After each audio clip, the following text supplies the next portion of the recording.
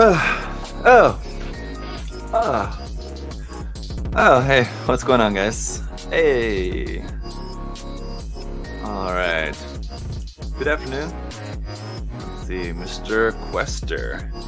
There in the chat, he said, well, let's see. This thing's awesome. I really would like to get this one. They're both beautiful. Yes. This thing is amazing.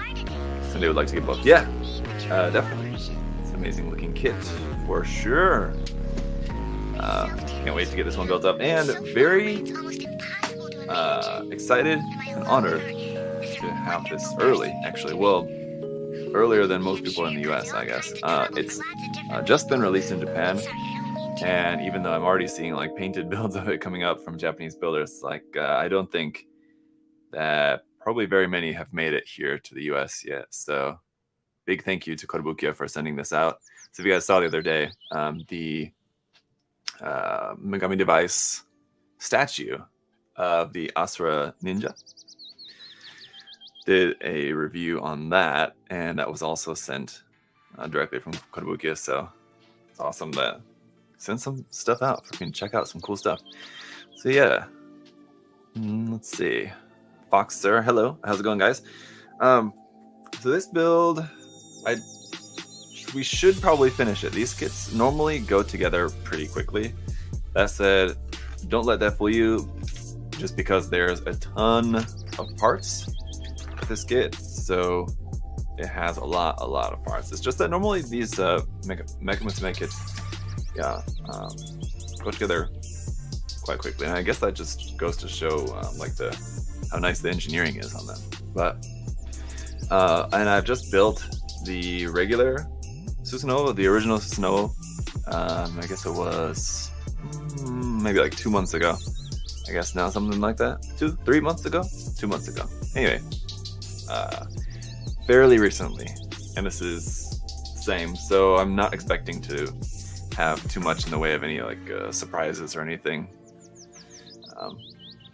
But we shall see. Anyway, let's go ahead and get into it. And the way that you build it, if you guys have never built any of these, you usually build like the basic body first, and then it has you kind of take that apart, and then you build like the armored sections, and then you kind of rebuild it.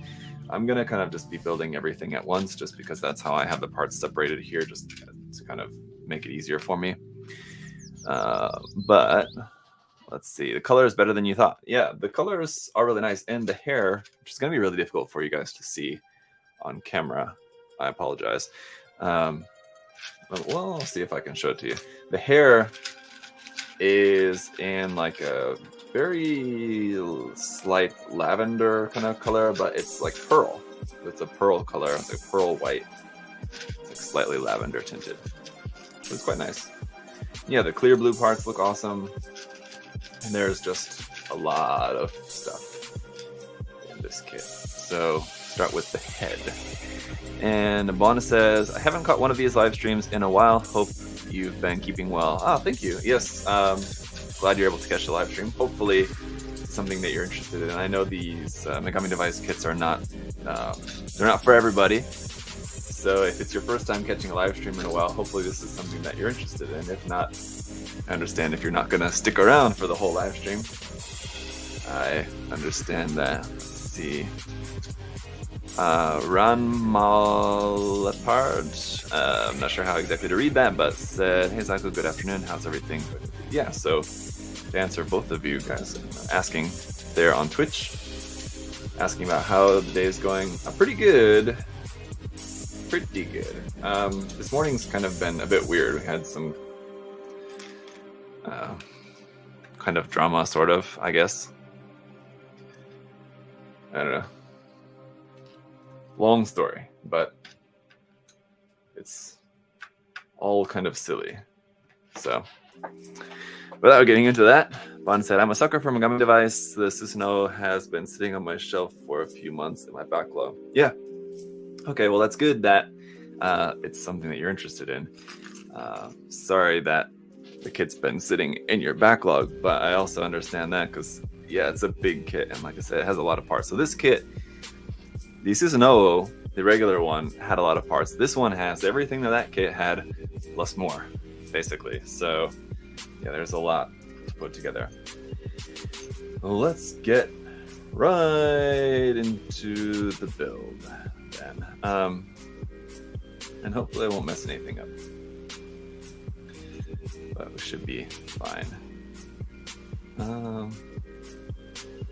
Yeah, the only thing is like with building these this way, so like this is all the head parts, so it's all the head parts for the regular head and then all the head parts for like the armored head, which I need to like skip ahead in the manual to get to that part. The only thing is like sometimes the parts look the same, but it'll be like slightly different for one version or the other. I had to kind of make sure that I'm using the right parts. But yeah, I'll try to be on it. But you guys were so kind to ask how I'm doing. How are you guys doing? Ranma, Leopard. So you're Ranma and Leopard. Okay, yes, Ranma. That makes it more confusing because it's spelled like, okay, Ranma Leopard. Okay, yeah, never mind. Sorry, I'm dumb. Ranma Leopard. Got it. Okay. Anyway, my backlog keeps growing and doesn't stop. Yes, I understand. It's a constant struggle to attempt to try to keep up with it. I know how you feel. But yeah, how are you guys all doing? And where's everybody watching from? It's always interesting to hear from you guys where everybody's watching from. So if you don't mind sharing that information, don't feel like you have to like put your address, but say like watching from Chicago or watching from Istanbul, something along those lines. Hopefully you guys can see this. I'll show it to you close up here in just a second. The color of the hair, because yeah, it's quite unique. There you go. So you can see it's kind of pearlescent, the hair. You can see it pretty well there, right? Yeah. Hey, Chicago. That's exactly exactly what I said. Interesting. Chicago, Illinois. Let's see.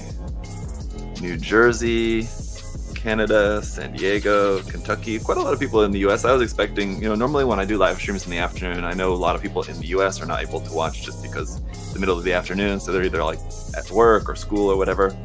And it's normally, I know a lot of international people watching because different times for them, but a lot of you guys watching from the US. Watching from home in the US, New Zealand, awesome. Los Angeles, I would love to visit New Zealand. And closest I've been is Tasmania, which was nice. And I feel like it's probably very similar to New Zealand, but yeah, I would still like to visit New Zealand at some point. Okay. Fox said he's off today. That's why he's watching. All right. Well, that's nice. That's good. Panama, Indonesia, Michigan, New Jersey, Philippines, Russian. There you go.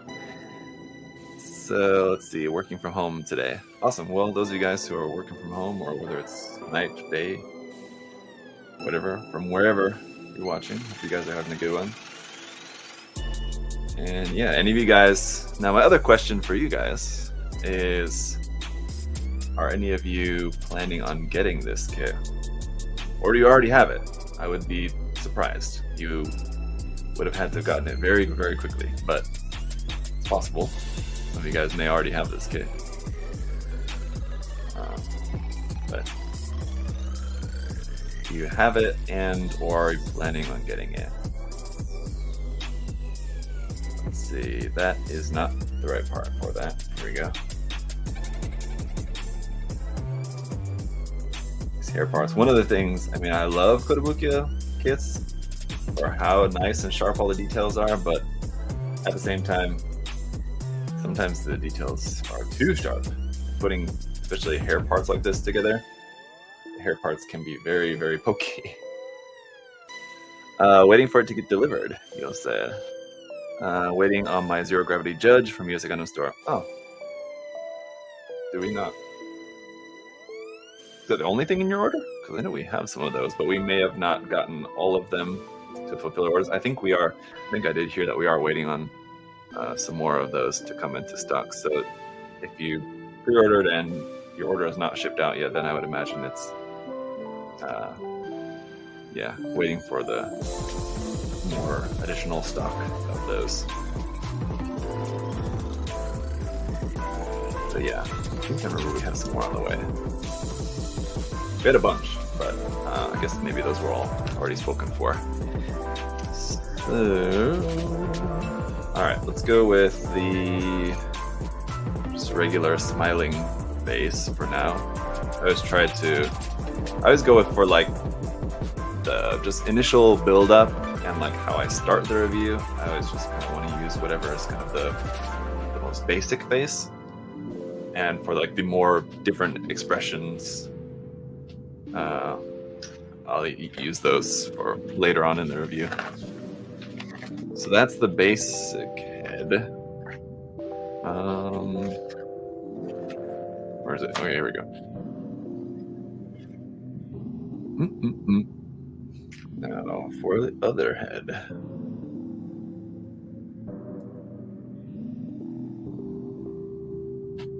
And we'll find out if I did the parts correctly here.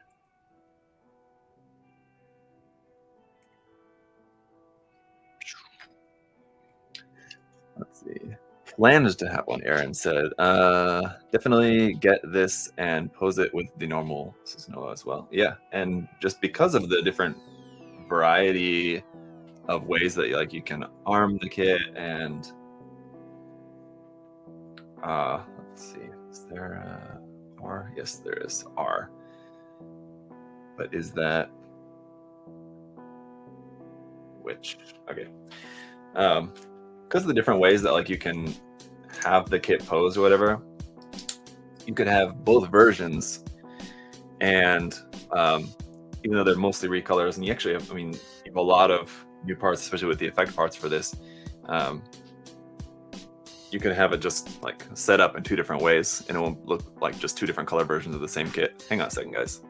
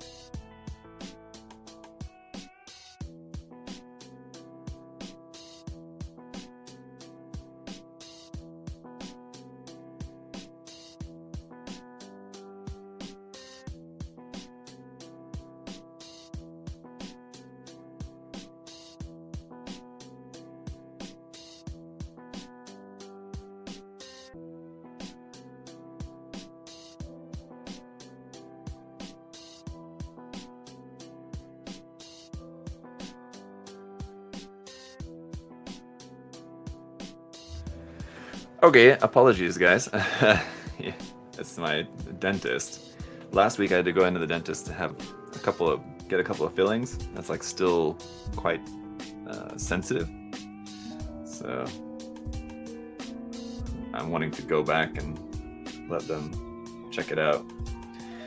Anyway, let's see. Oops, forgot to mention that I got this from USA Gundam Store. Oh, awesome. Just built the Soul Vogue Sword Shadow, and I'd say get it for the swords it comes with. They're beautiful. Yeah, it's definitely a very cool kit.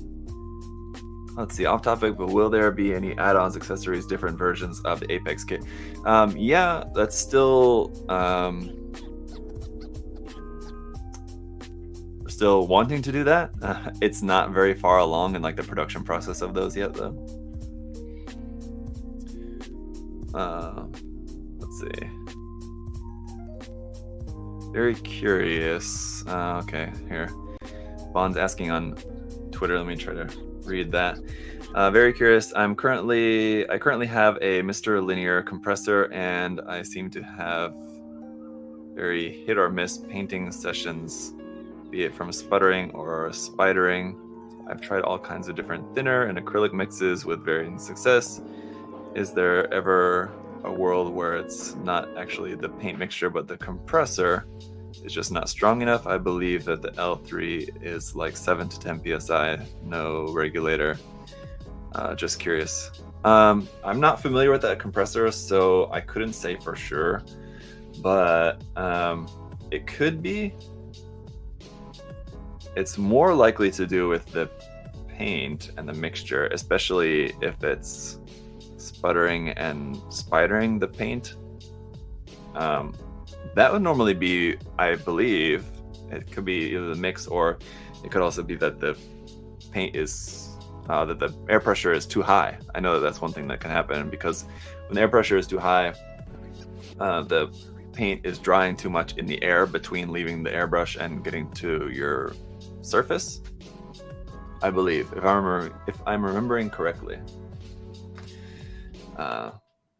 But yeah, I wouldn't think it's because of the compressor. I would think it's probably more to do with the paint. And I would also say that acrylic paints I'm not super familiar with, just because I just don't use them.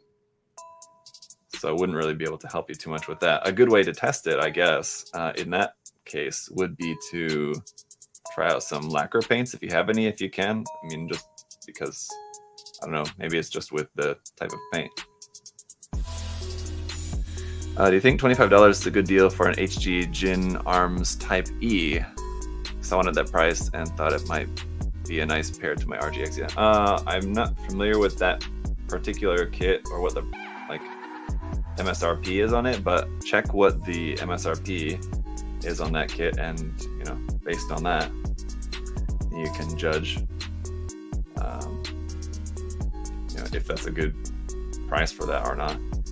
If the MSRP is like 1700 yen, which is probably what I would guess it is for that, probably yeah, around 15, 16, 1700 yen. $25 is not bad. I mean, it's a little bit of a markup, but especially if it's a kit that's not easy to find at the moment. If it's one that you really want, then I think that markup's not too bad. But yeah, it just comes down to what you feel comfortable paying for the kit. And if you feel comfortable paying that much for the kit, then I would say, yeah, go for it. But if you feel like that's too much for it, then maybe just hold off. Let's see. We got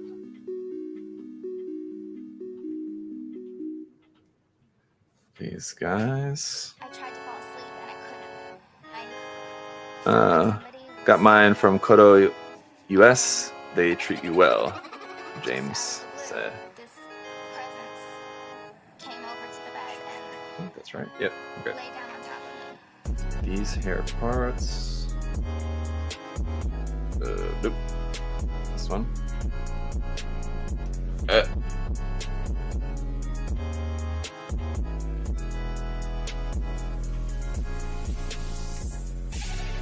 Man, those tiny hair pieces. I can try other paints and keep playing with the mixtures. Thanks for the tip, much appreciated. Yeah, like I said, it's because I'm not familiar with that compressor, and I'm not too well versed when it comes to just acrylic paints in general. Sorry, I couldn't really be too much help other than that, but yeah. It doesn't sound to me like the compressor is the issue. And yeah, I'll just leave it at that.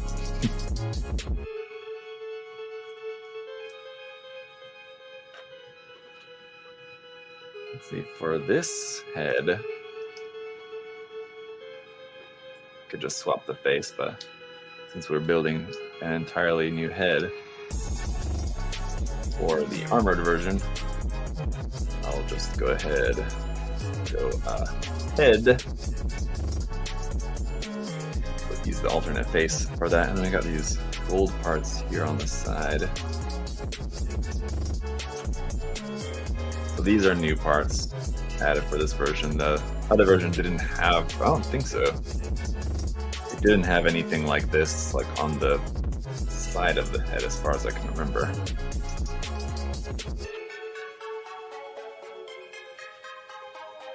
So many, with this kit in particular, like with Megami device kits in general, with this kit in particular, and there's just so many like extra parts and stuff. It's crazy. So I'm gonna leave that right there.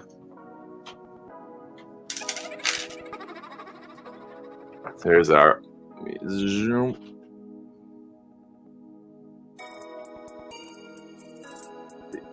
armored and unarmored head. So you only have one set of these long hair parts right at the back. You can use those on this head if you wanted to. Oh, there's those pieces. I forgot to put those in. There's these little pieces here in the back, so you can choose whether to have those long bits of hair or, oops, these tiny little pieces that fit in there, which look like tiny little teeth. Let's see. And they actually have printed on there an L and an R to the left and the right side. This tiny, sharp little tooth that you actually have to push into place. Imagine how fun that is. That maybe. Oh, sorry, there we go. Now you guys can actually see that. But there's our head thus far. Okay, moving on. Have you built any of the Volks Girls kits? Yes, Reanimator. I built one. Yeah. My experience was that they were fine in terms of just like kind of the overall quality, like build quality and everything. I would put them. I would put it similar. Well, I don't know. Not as nice as the Kotobukiya kits, definitely. And I've only built one, so I feel like I couldn't really say with too much confidence about like the line in general, but it was nice. I don't plan on like buying and collecting all of them by any means. I got the one that I built and reviewed just because I thought the design looked cool. And if there's any more that come out that if I find the design appealing, I'll check it out. But otherwise, I'm not like in a hurry to like not miss any of the releases. So I don't know. Yeah, my experience with the Volks kit, it didn't like particularly impress me, but it was fine. Very similar to like the Maidroid kits, to be honest.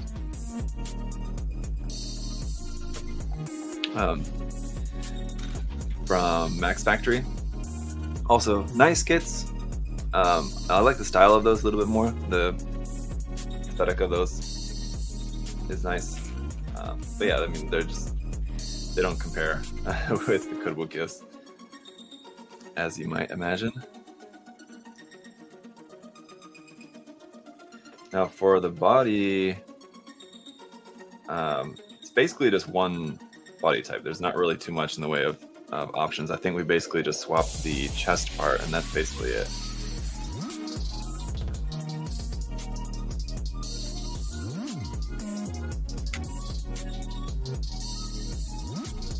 There's that. That actually snapped together so nicely. A lot of times the kind of what would be like kind of the rib cage part of the torso, the kind of core of the chest is normally like two halves. Sometimes it's really difficult to press them together just because of the way that the pieces are. This one actually snapped together super nicely. Strange. It's kind of like, I don't know, different from what I'm used to with building these kits. Noticeably different, I guess. You know, after building so many different Megami device kits and things like that, there wouldn't be something that would stand out to me, but the fact that I noticed it means that stood out. Does that make sense? The hair looks very pokey. Yes, the hair is very pokey on this one. It's a very pokey design in general. We have, I mean, as you guys will see. But yeah, there's stuff poking out all over the place with this one. Even more so as we go along. And by the time we get to like the weapons and accessory parts towards the end, it's just stuff all over the place.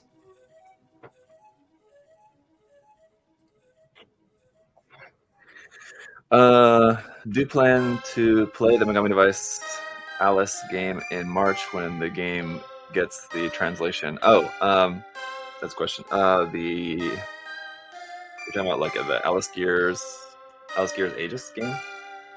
I did not know that we were getting a translation, so I'm guessing you mean there's like an English version of that game. I didn't know that was coming out, but I may try it. I don't really know what it's like.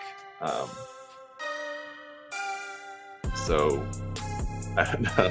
Never really looked too much into it. I mean, like I like the kits, but when it comes to mobile games, like I love playing Genshin Impact, but that's about it.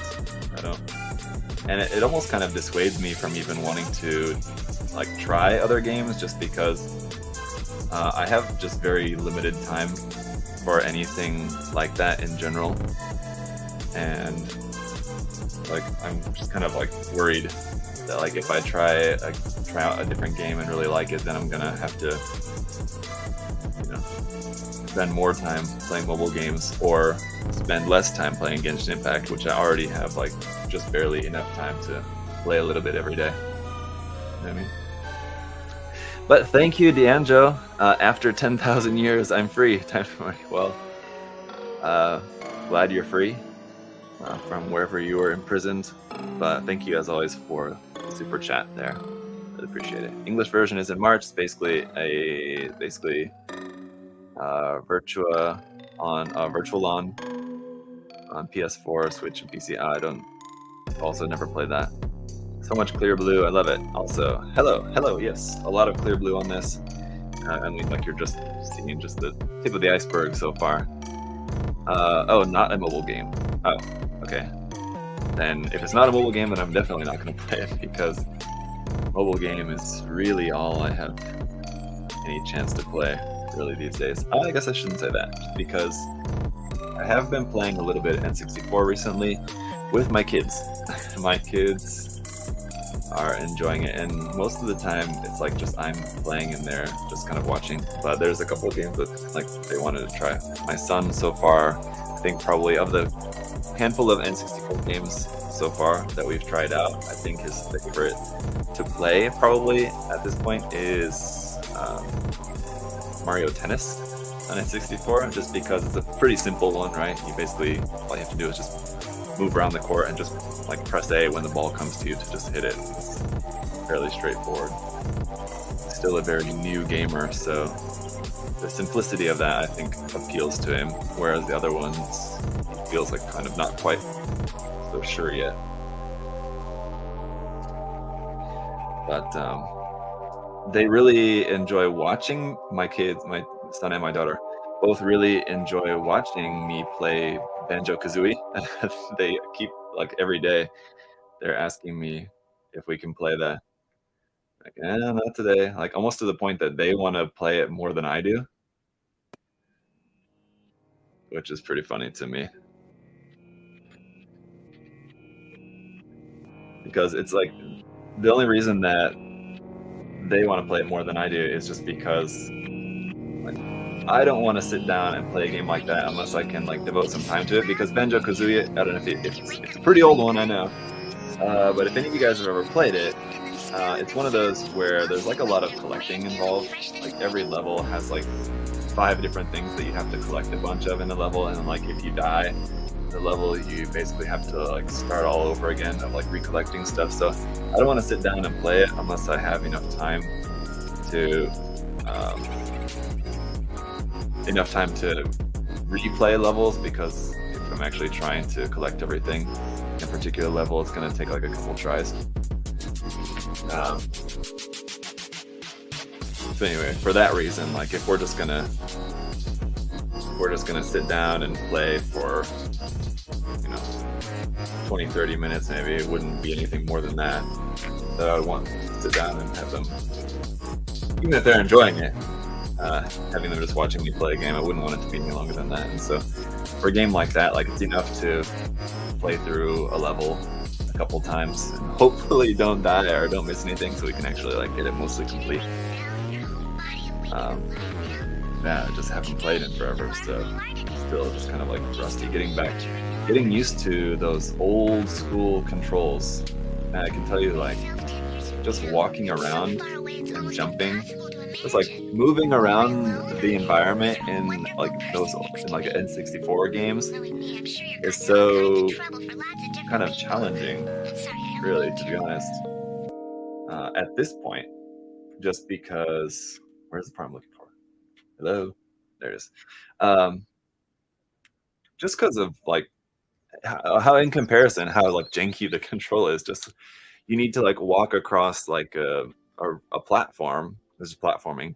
This is like a raised platform or something, and you need to walk across it. And because of the camera angle and because of the controller, like you need to jump this way. It's so easy to jump and just miss stuff. So I'm just like constantly falling off platforms and missing jumps and stuff like that. So it's hard to kind of get back used to kind of how games used to be, man. But it's fun. And yeah, kids enjoy it. So that's that. I want a Croc PS1 remaster. I have no, I don't. I don't have a PS1. So I have at home. I have right now just the N64 and a Dreamcast and a Wii, I believe. Yeah. N64, Dreamcast, Wii. So the Dreamcast is the one that I probably that I surely play the least. Just because there's really only a couple of Dreamcast games that I really like. To be honest, it's not a platform that I like really love. It's great. It was just way. I mean, if you guys were into games at the time, or if you're into retro games, retro gaming, whatever, Dreamcast was very much ahead of its time. And the downside of that is that there's not really like a ton of great games for it. There are, I guess, more than you think, but I don't know. There's not a ton of games that appeal to me, I guess I should say.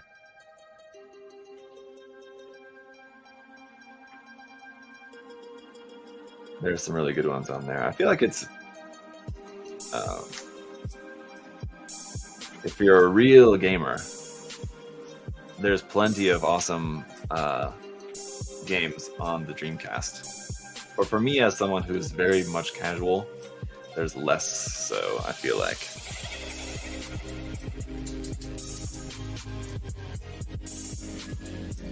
Alright.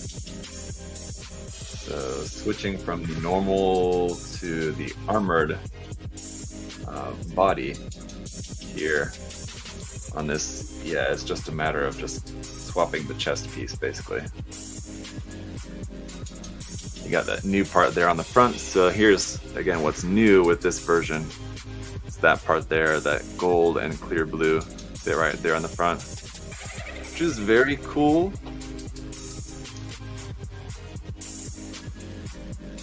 Wait, let me see. All right, there you go. That's how she's looking. And we've got, yep, other parts here. Just dropping by to say hi. Hi. Okay. Let's see. Blue Destiny was one of the best Dreamcast games. I've actually never played that, to be honest. Never played that.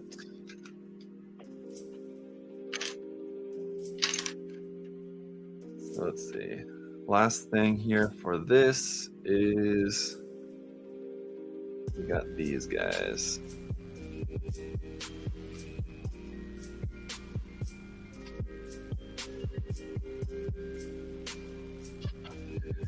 make sure I'm putting these together properly.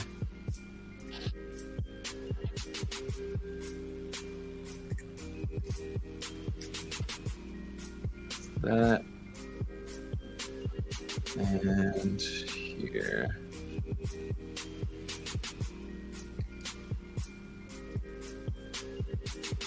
That side. Okay. And this side. Let's see. Somehow the armored part is more revealing. Yeah. That's how it goes sometimes with these, right? It is kind of funny, yeah. I mean, you could, swap them if you really wanted to. Why is this not pressing together? There's something blocking here. Usually that means probably it's just like a little piece of a nub is stuck in there or something. But why is that not fitting together?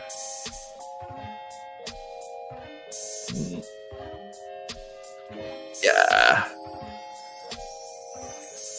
Oh, the camera's froze. Oh, okay. I'll check that. It looks fine there. So it's fine on the camera. It's just, let's see, frozen here.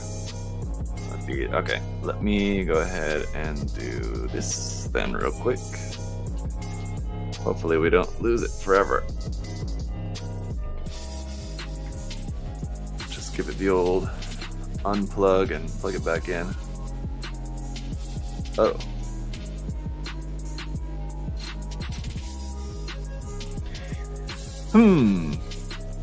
You guys can still hear me, right? I think you should still be able to hear me, but you cannot see me. There we go. Could you hear me? Oh, sorry about that.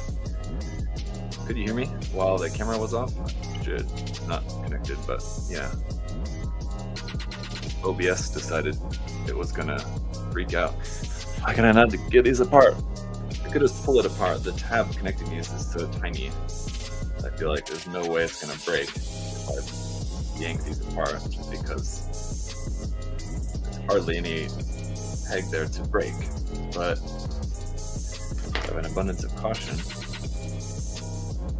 Yeah, there's a nub here that I missed.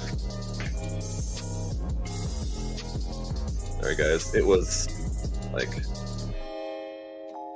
2 very late nights of getting all these parts ready to build. So I wanted to try to get this built as soon as possible. So beginning of this week, it was like one night. So it was actually 3 nights.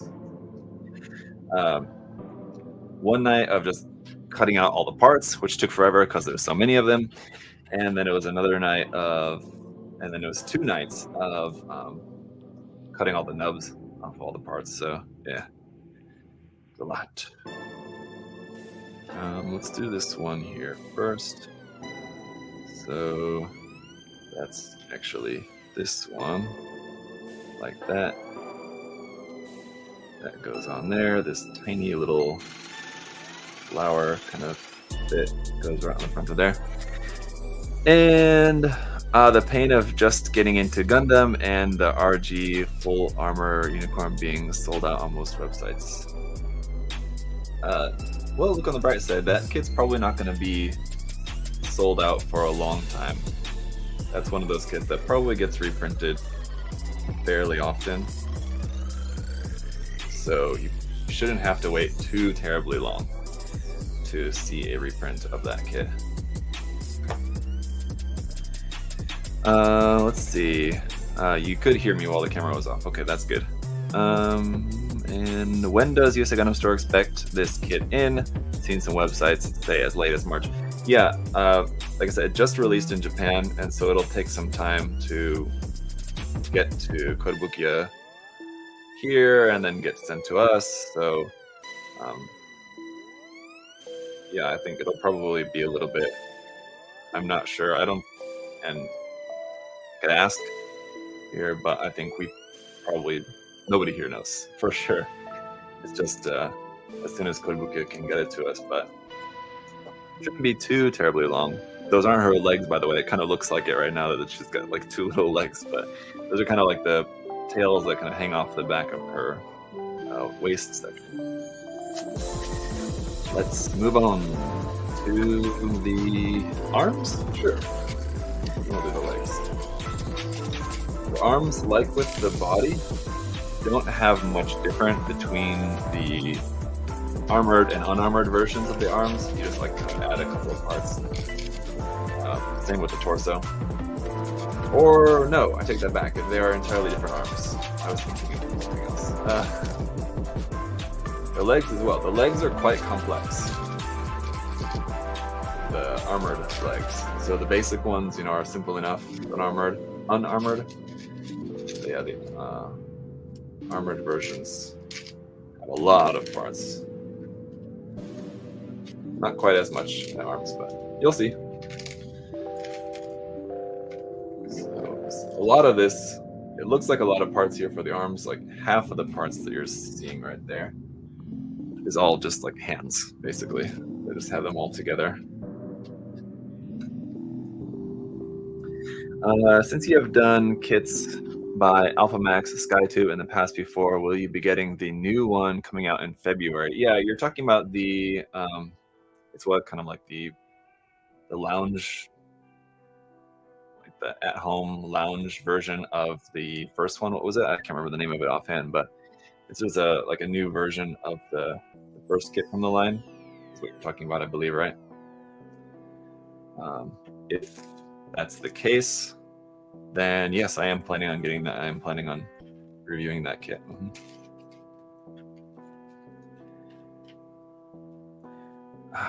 Now, what's the name of it? The Dark Advent. What was it? Sophia? Yeah, I think you're right on that.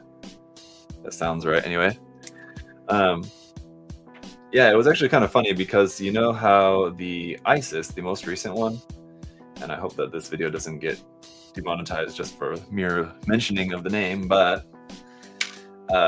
you know how that kit was delayed for quite a long time. I don't know, those of you guys who pre-ordered that kit, maybe you know, I'm sure you know if you pre-ordered it, that kit was delayed for quite a while. I don't know for sure, but what I think happened was that company kind of ran out of cash, basically, for production of that. So they were having trouble finishing the production of that kit. And so that's why they came out with, because if you notice that they announced the new version of the Sophia, and they started taking pre-orders for that before the ISIS released.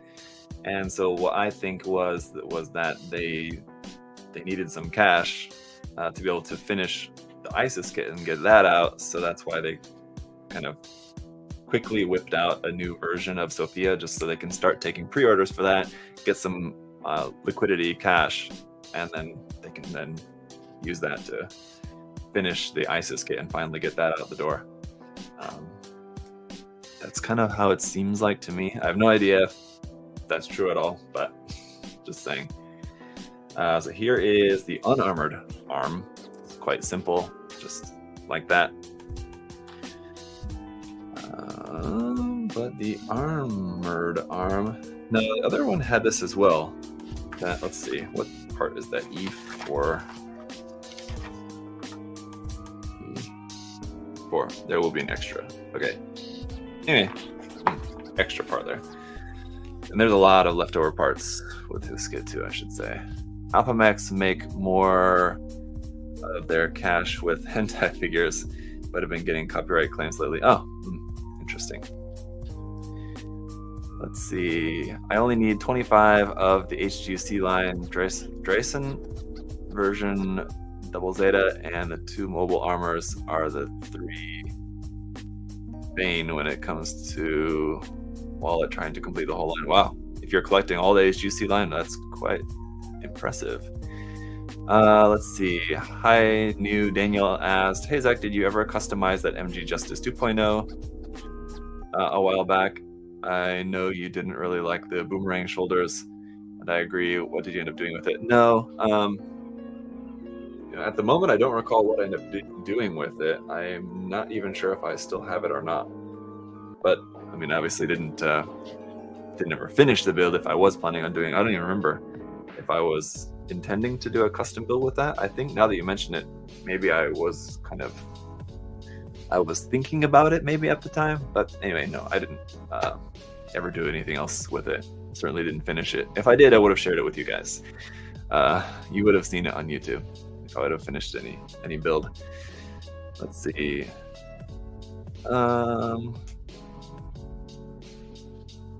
Let's see. Zom said, first time popping in on the stream, got my first MG after watching you and Mecha, Zom said. And then Richard also said, same and same. Sako and Mecha are the best reviewers in my opinion. Oh, thank you guys. I appreciate it. And what kit was it, by the way? Just out of curiosity. All right, for our armored arm, let's see. We have a couple of different things here. Just trying to refresh my memory here.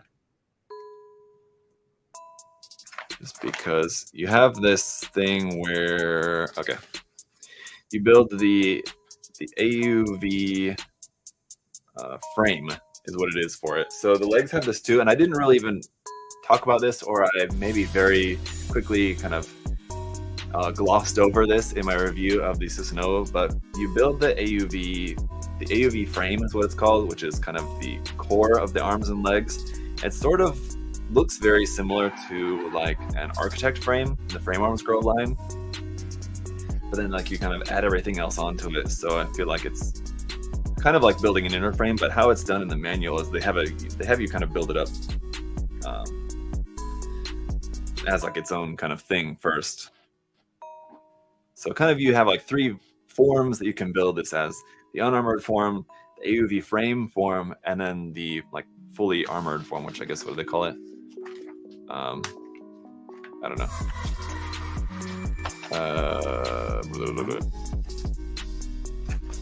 Yeah, I don't know. Anyway, you get what I mean? It's probably here. Oh, there it is. AUV frame. No, that's not it.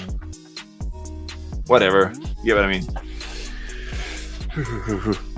If you don't mind my asking, do you know what the deal is with the PG Unleashed being delayed? Nope.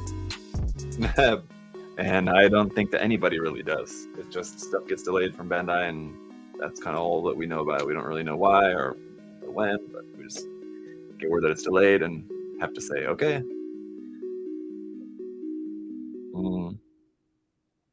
Let's see.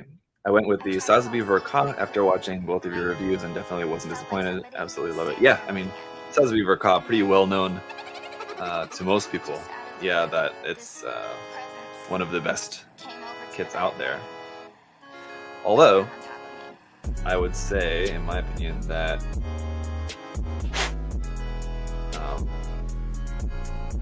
I think the RG Sazabi certainly gives the Master Grade a run for its money. Just like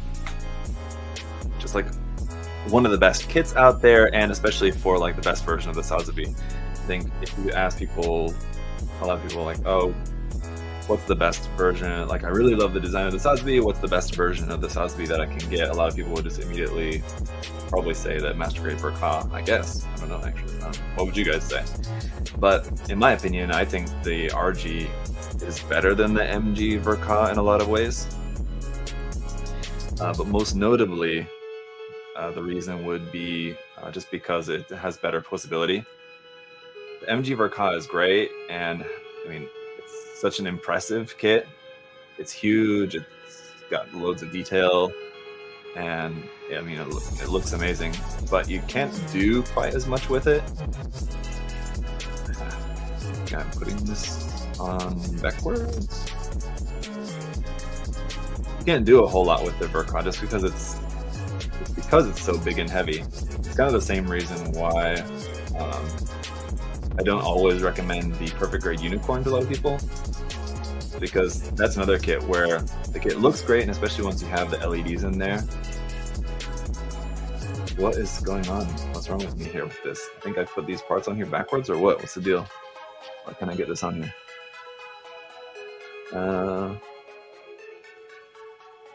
I think I did put them on backwards. That's why. That's weird. Kotobukiya, I'm disappointed. Why would you even make this that it even is possible to put them on backwards?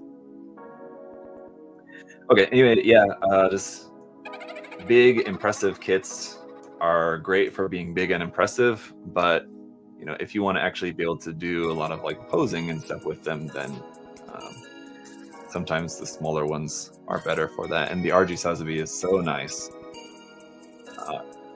It, you know, is also still quite large. It's a smaller scale, 1/44 scale Sazabi, you know, so it's not going to be as big as the Master Grade Verka, but it's still quite large, and you still have a lot of detail. You still have like the awesome look of it being with like the multiple layers of frame and armor.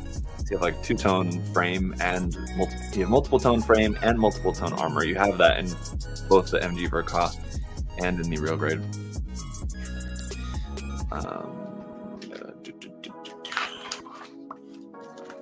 But yeah, with the RG, the nice thing is that it's a much easier and a more fun kit to pose. Okay, that's on there.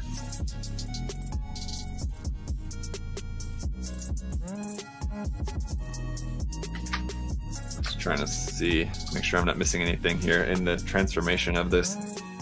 So we are supposed to omit those clear parts from the upper arm because we're going to put some different clear parts on there later on. So that goes right on there.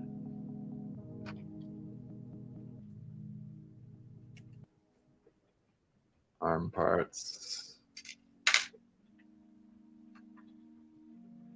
That's going to be on there like that. Oh, no. Wait a minute. That's going to be on here first. Let's just hold our horses a minute, not get too ahead of ourselves. This one here.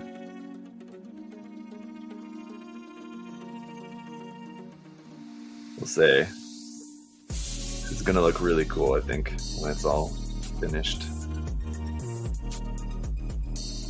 Really like these new parts here for the side of the arm. They're pretty cool looking. And then once we actually put that on the body, okay, yeah, right, we're going to put this on here first, and this.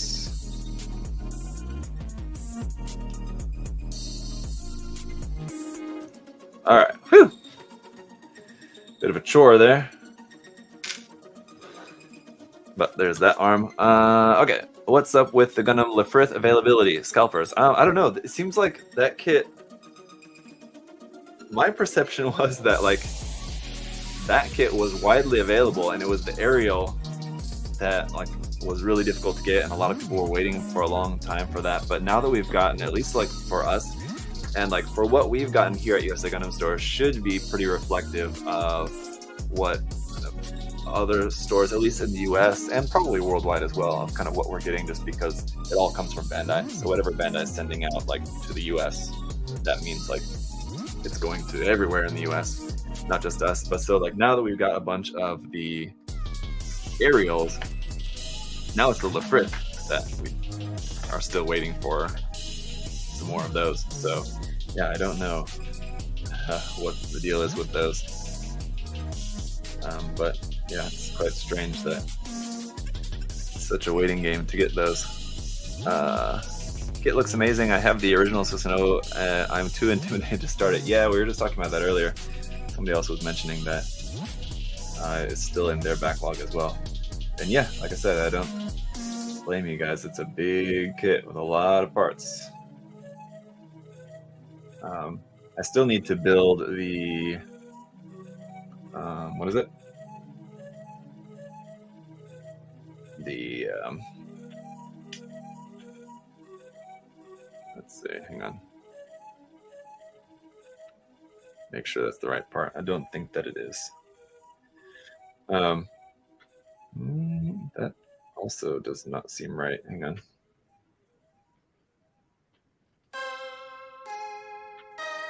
Hold up. That kit, the Shitara Kanashiya version Ganesha Tenki. Quite a mouthful, but it's quite a kit. Still need to build that, and that's an even bigger kit than this. I built and reviewed the original version of that, and so now I've got the new Tenki version to build and review. And yeah, it's just a beast of a kit. Can't find the right hand part here. There we go. So these hands, if they look familiar to you guys, and they may not look immediately familiar, but you probably can't see them all that well, too, just because of the fact they're clear blue and kind of hard to see at the moment. But this actually uses the wild hands. Let's see, which thumb is the right thumb here? Maybe I shouldn't have cut all these parts out at the same time, I guess. These are the wild hands, so they're just the Kotobukiya. They're just available as like a MSG set, and yes, so they're just molded in clear blue rather than just the usual gray color that they're in normally.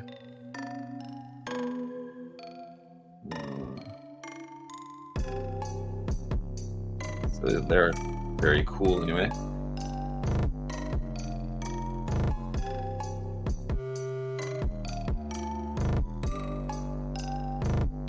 So in case you were thinking that this doesn't come with enough stuff, don't worry. It also comes with, aside from just the regular like Megami device hands, you have all these other hands. 4 additional ones with the wild hands. Actually, I think 5, but there's ones that you don't build, that they're omitted from the build just because they don't give you the parts. The connection is slightly different for these, so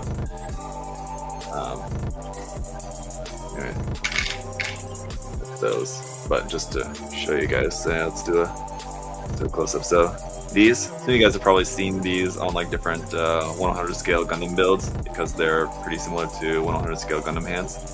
Ones that look like this. A lot of people, when the Barbatos came out, a lot of people were using these for their custom Barbatos builds just because of the design of them, obviously. But yeah, so it's the same MSG wild hands, but now in clear blue. Arm. Here's how our armored arm is looking.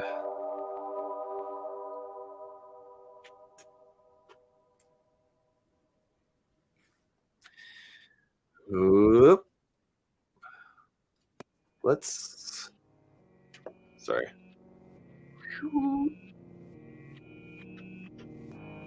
There you go. Just want to show you guys more closely there. Okay. Do you plan to build the MS General Gluttony Egyptian Girl? I have, but the throne wiring is only the paint. Is that a kit? I was thinking that that's like just a figure, isn't it?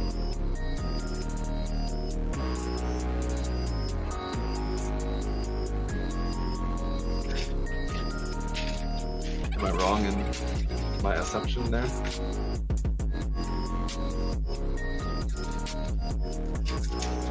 It is a kit. Oh.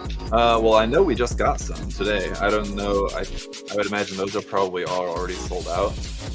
But, I mean, I know that think we've got a couple of deliveries today, just like small ones. But I was downstairs earlier, and they were unloading a truck, and there was a bunch of those that they were just taking off the truck today. So I don't know if that's sold out and those are all already pre-ordered, already all going out to you guys, or if there's some available. But no, I wasn't planning on taking a look at that one. I thought it was a figure, and I also just didn't really like the look. It was, it's very similar looking to the ISIS, and between the two, I liked the design of the ISIS kit more, so that's why I thought, well, I don't need to build like two different versions of what is essentially kind of the same thing. Knowing me, I'm sure you're causing all kinds of trouble for lots of different people. Sorry, I don't mean to. That was kind of my thinking on that one. So no, at the moment, no plans to do that. And because I'm already I have so much stuff in the queue that I need to build and review and everything, I'm not going to add anything like that unless it's like something that I really, really want to build. It's just a lot of stuff to do. I need so much more time in the day than what we have.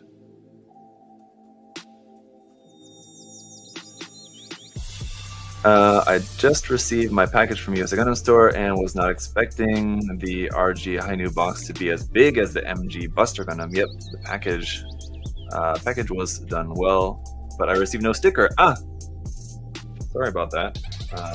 I know that if it was just packed and sent out the other day, yeah, I know that I was down there at the time recently while I was down there. I think I heard that they were out of stickers at the moment. So that may have been the time when they were packing your order. Yeah, so apologies about that.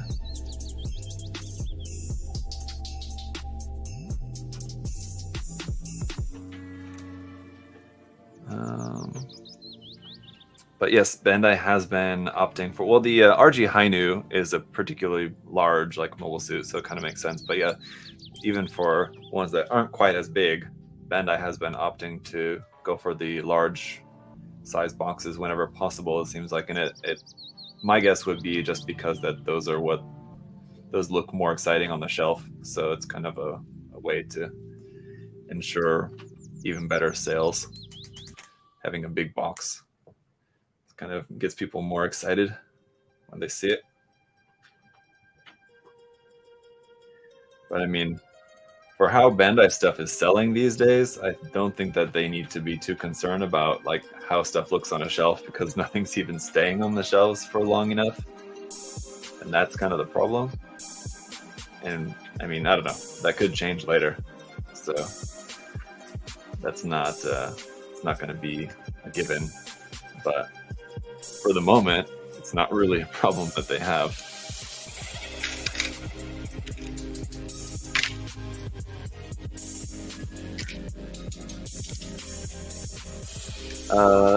Did you Squish Mellows announced a Pikachu and Gengar ones? What? We all need a hyperbolic time chamber for building. Yeah, man, that would be so nice.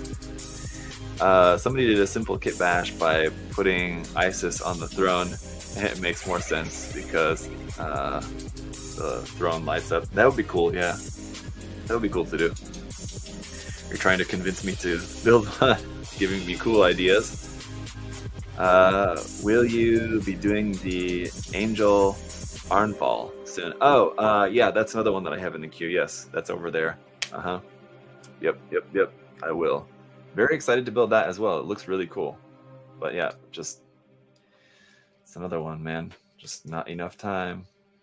And the problem is, anytime I feel like I'm starting to get caught up, more stuff arrives. It's just endless. But, I don't like to complain too much about that because, with the position that I'm in, I'm very much blessed and in no I'm in no position to complain about having too many things to build, so it's not that I'm complaining about it. I'm just saying that it's more of a complaint that I just wish I had more time. So I feel like that's fair, right? A fair wish.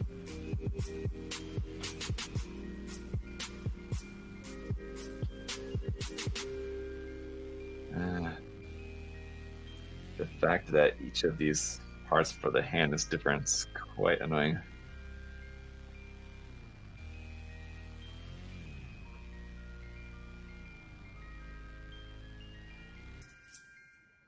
All right. Squishmallow is super random. They sold out in the Pokemon Center, 12 inches, Target 20-inch. What? Walmart is not sold out of the 10-inch, so go to your local more. I have no idea what you guys are talking about. What's Squishmallow? Squishmallows? Don't even know what that is. Sorry, guys. I'm lost on that one.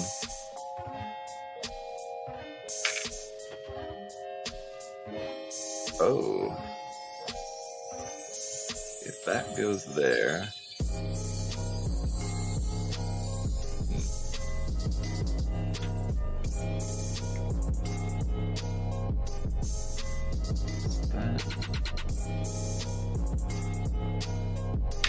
Okay, then that means this one is for this hand. Each of the kind of inside part of the hand, each one is slightly different, so the good point of that is everything looks correct as it's supposed to.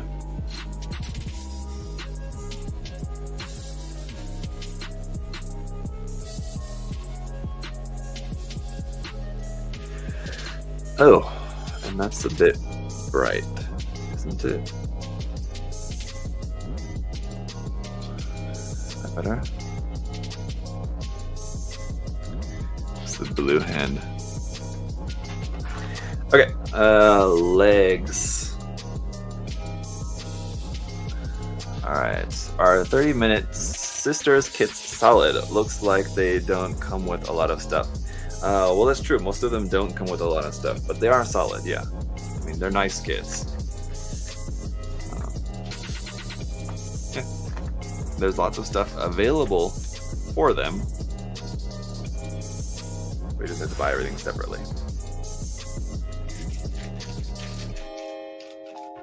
Just order the Garibaldi, Choo-Choo's Demi Trainer, and the Blue Destiny 1. Can't wait to build again soon, Ali said. Those are all good kits. I've not built the Garibaldi yet either. That one is yet another kit that's right over there waiting in the queue, waiting for me to build. So, yeah, I'm excited. I think that probably next week, I guess. I'll see. I'm going to try. What I'm hoping to do next week, I guess, possibly, is just like do a Wish for Mercury theme week, where it's just like all week is just Wish for Mercury stuff. So like reviews just to get caught up, because I'm a few kits behind. And just the kit reviews, and then we'll live build a couple of them. So maybe the Garibaldi, maybe we'll do a live build of that. Just because I think that's probably the one that I'm looking forward to the most. So I'm excited to build that and the Far Act. So maybe we'll do like live builds, or maybe like a live build of both of those kits at once. You know, it's like another double live build like the Garibaldi and the Far Act in one live stream, because based on all the other kits in the line so far, they go together pretty quickly. So either split that into two like shorter live streams, or do like one little bit longer live stream building two at once.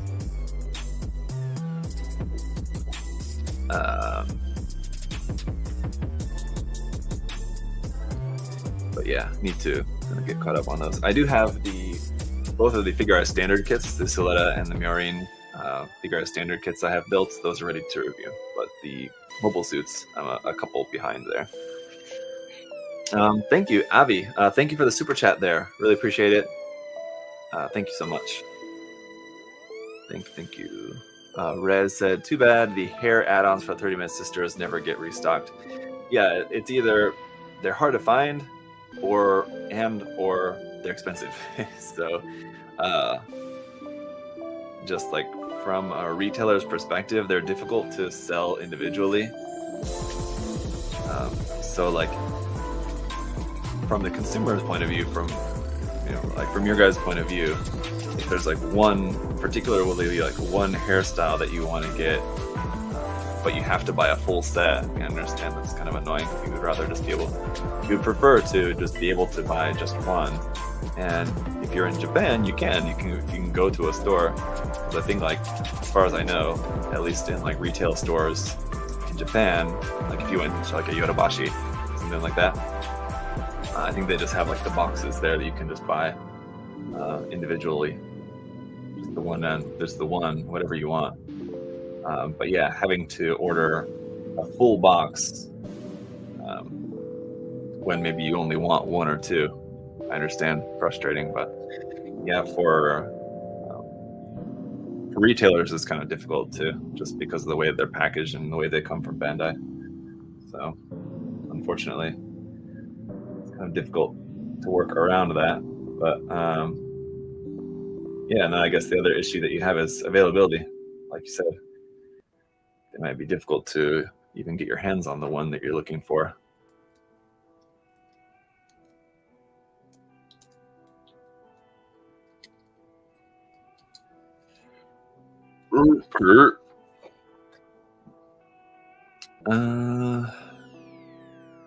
Let's see. Not just solid. It is fully kit bash worthy with most RG, HG Gundam, as well as 30 minutes missions, 30-minute sisters, plus lots of 30 minutes. So yeah, I mean, that's definitely the good point of the 30-minute sisters stuff, is that, like I said, they don't come with a lot in the box, but there's a lot of stuff available that you can use for those kits.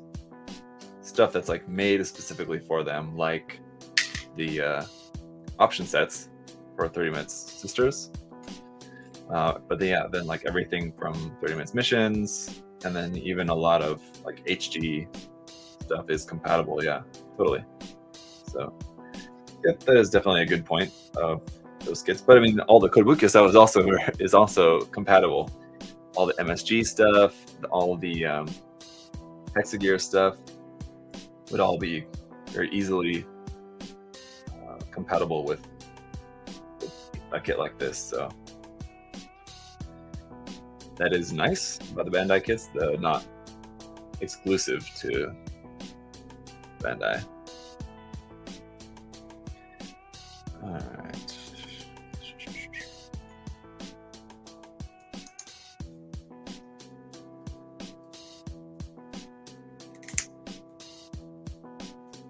Just that.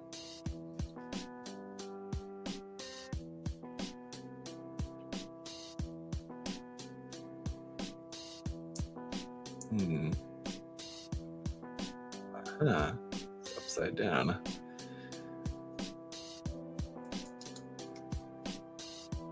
So just like with the arms, there is your kind of unarmored version of the legs, then you have the AUV frame, and then you build out all the armor and everything on top of the AUV frame.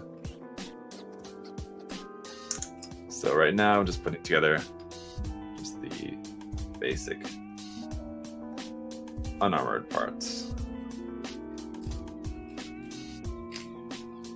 There should be, here it is.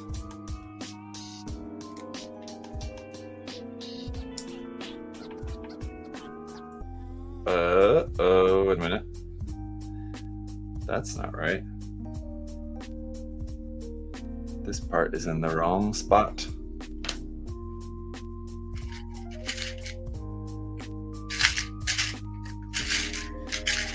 Like I said, guys, apologies. Whilst preparing to build this kit, it was a couple of very late nights. Anyway,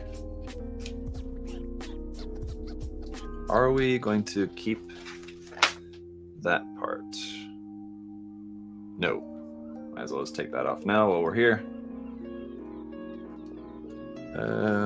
Or are we going to add that back on? Let's now skip ahead a little bit. Here, let me see. No. Okay.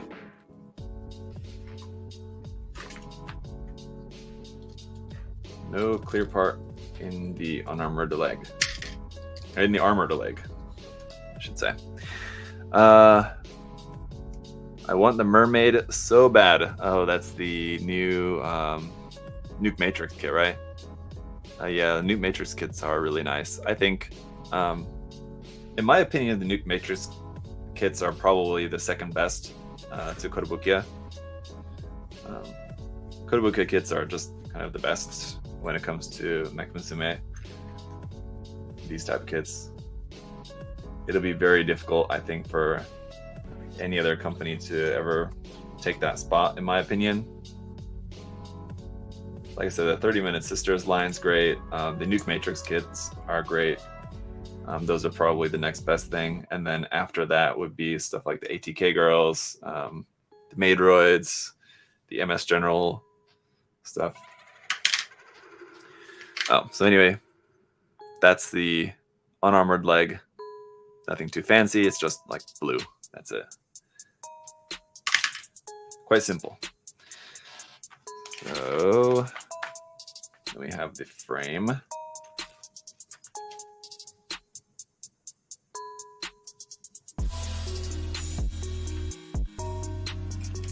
So,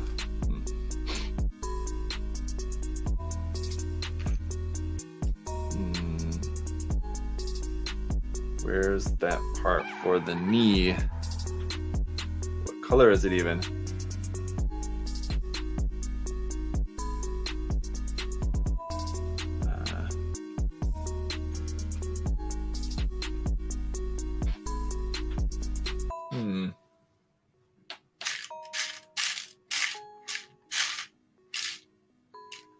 I feel like it's probably gold. Where is that part? It's X2, yeah, so it is gold. It's not that. Is it somewhere else?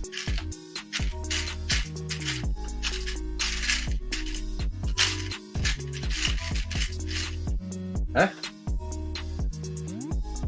Oh, X1. X1, is that gold or a different color?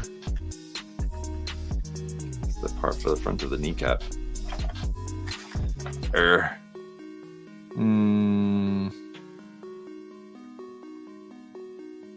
X1.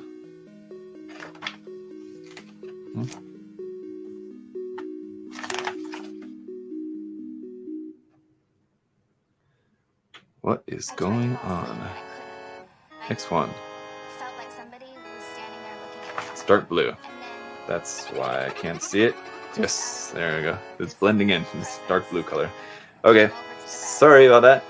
I don't know how you keep up with all the parts. I have to cut them off the runners as I go. Some said, yeah, I don't know. It's not too bad. I mean, it looks like there's a lot of parts here, but I mean, when you're looking at it in the menu, I mean, you can see what the part looks like, and there's only going to be one part here that looks like that part, so it's not too complicated. It's only when you have parts where there's like multiple parts that look almost exactly the same, and it's very difficult to tell which one is exactly the right part that you need. But normally there will be some sort of indicator that will make it pretty clear to know that you got the right part. Should be anyway. Or like you'll go to put it together and it will not fit properly, and then you can kind of figure out that, oh, it's because that's not the right part, it's this other part, which looks almost the same, but it's slightly different. And if one part fits and the other one doesn't, then there you go, you figured it out. So, put that together and realize, there's a big hole in the back. Yes. forgot that part in there. Shouldn't have been too quick to snap that together.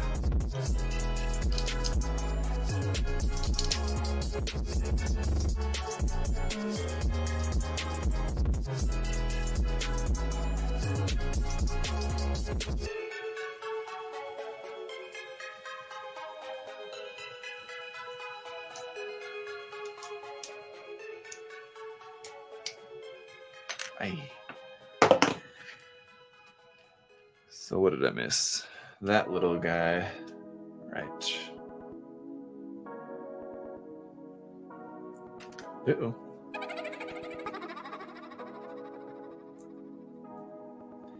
Would have been pretty important because that gives us a hard point on the back of the leg that we're gonna need.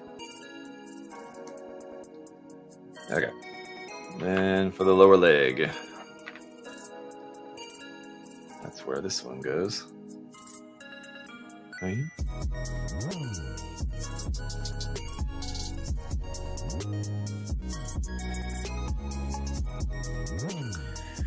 All right. Scared to have loose parts out, yeah. If you have a cat, yes. X1 is the navy blue tree. Wow, look at. Thank you, Kevin. That was a fast answer. I'm just seeing it now, but the fact that I was looking for that and you'd already answered in the chat. That was quick. How did you know that? Do you also already have the kit and you're like also building at the same time, or just very quick research on that?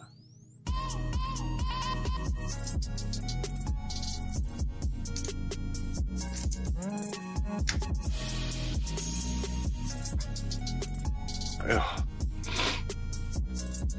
So we're gonna put in there's these little parts these little gold parts that fit into the side of the leg here if you're just building just the AUV frame, but then to build it into the full armored version, you end up taking them out again. So I'm just not gonna put them in for the moment. Just gonna leave those out.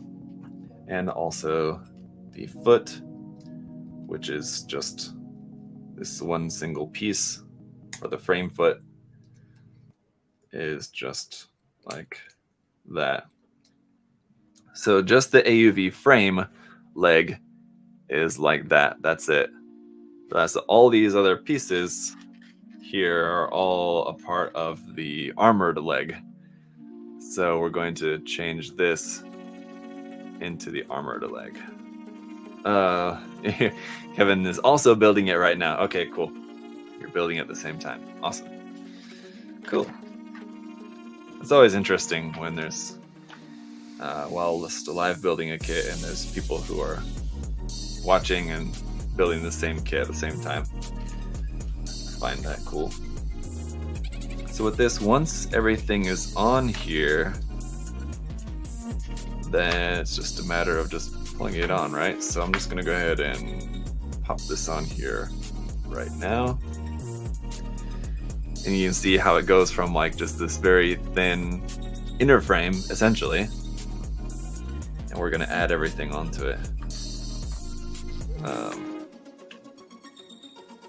Yeah, and we're also going to omit the feet, I believe, right? Not putting those back on at all. No. I'm just gonna go ahead and take that off too. Just found out that the faces from Kodo kits react to UV light. The blushing effect in the cheeks are more prominent. Huh. I don't have a UV light here to test that, but see if maybe I can get one or something. Would be interested to test that, but I mean it makes sense just because the paint that they use for that is probably a slightly fluorescent paint, just to get that glow of like how it would look to make it look like a natural blush. It needs to kind of glow a little bit, and so a fluorescent paint kind of makes sense that that's what they would use. And yeah, that would in fact glow under UV light. Yep, exactly. So let's see. All right, H10. Kevin, what color is that runner? Because now that's the next part that I can't seem to find. There it is. And Ryan, I got it. It's blue. And these parts go on the side of there.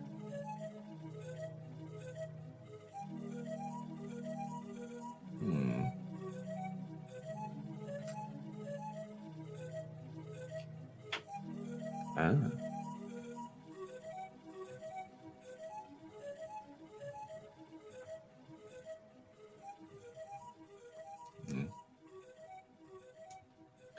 There's that.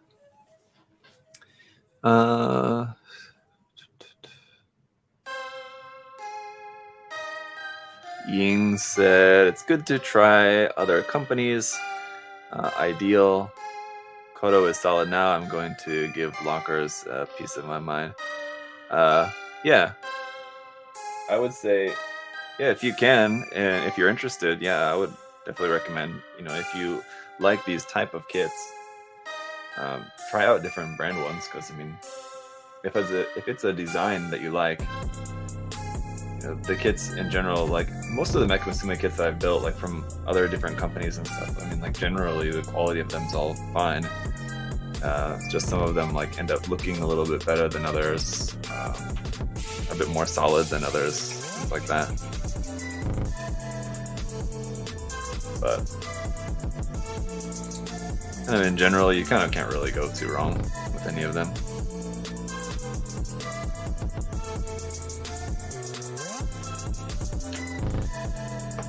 That. Ooh. Now for this.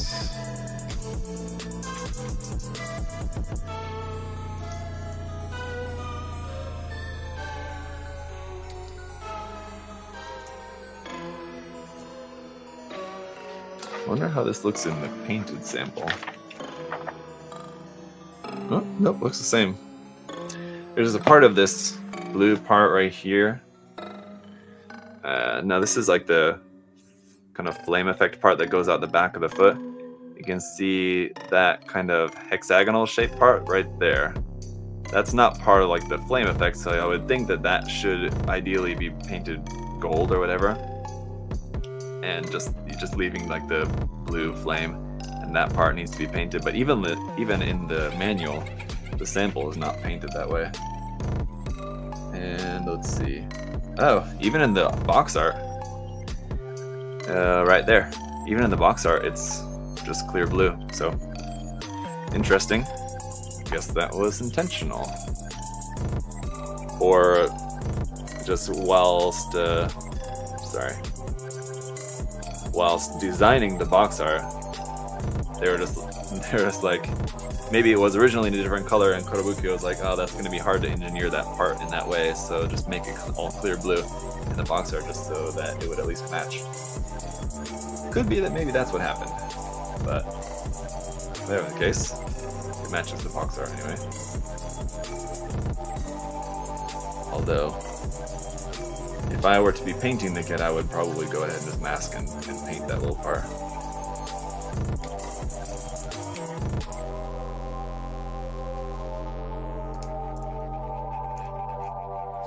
See, that goes like that. Then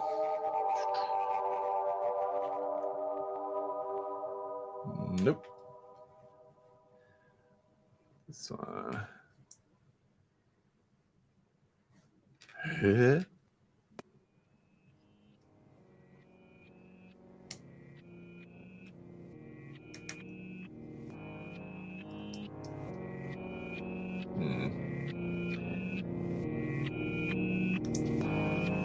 Transforming the feet on the regular Susanowo, I had a hard time transforming the feet on that kit just because the way that the transformation works, I don't know, it was just like not clear in the manual, or it just like took me a minute to wrap my brain around like how the manual was trying to show how the transformation of the foot goes. It's kind of weird. You have to like rotate parts around and switch this around and turn that around the other way, and yeah, messed me up for a minute. I couldn't really figure it out, but eventually I got it.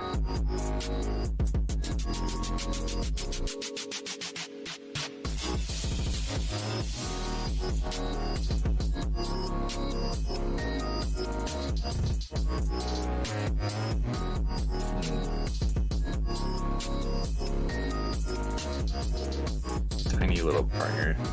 It's kind of difficult to get that in. There we go. Okay. The Degenerator SNK girls are the worst in my opinion. The Mai is fine, but the other two are not color accurate. Yeah, I've not built any of those. When I first saw that they were making that, what's it, Shiranui Mai? When I first saw that, I was like, oh, cool, because I thought that would be one that would make for a cool like character kit. But yeah, like once I saw more of like how the kit was actually gonna look, it didn't really look that good. So decided to pass on that one. But it's interesting to hear that you were kind of disappointed with it. Yeah, I feel like I would have been as well if I would have built it. And I don't think I will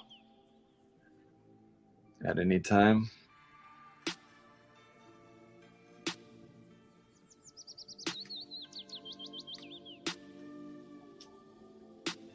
All right.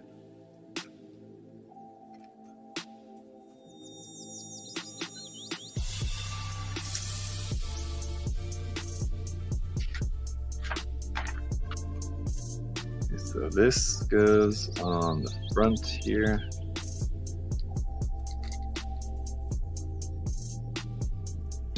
This goes here.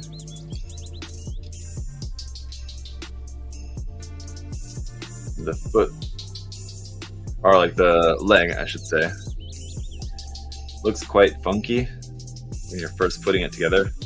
It only kind of looks right once it's all entirely done.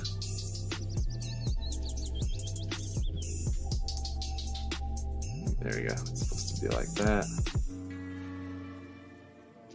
So it looks like too weird and thin.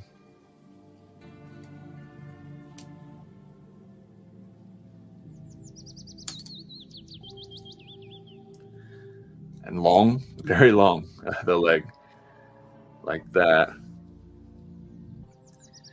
But it will look more normal here in just a second.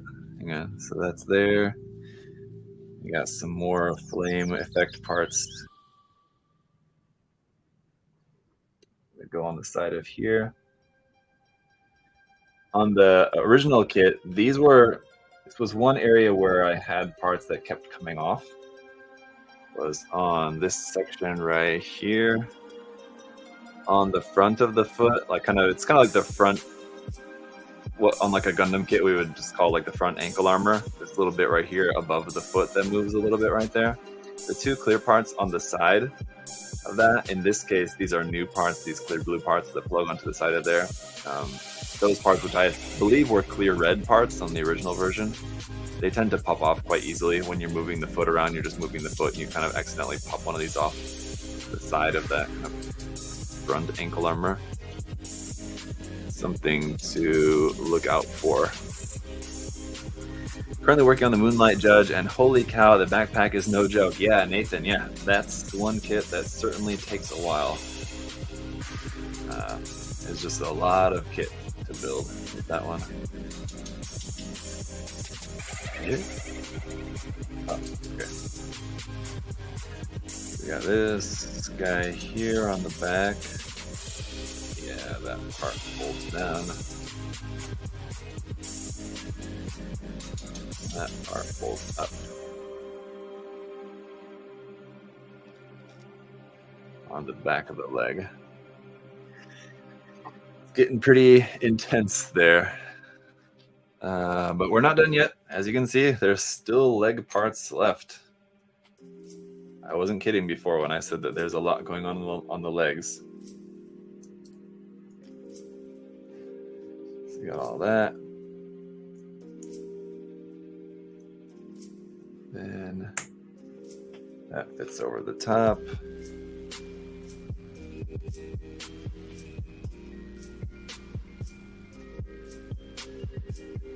That fits over that. Okay. So this one first. Right here. Then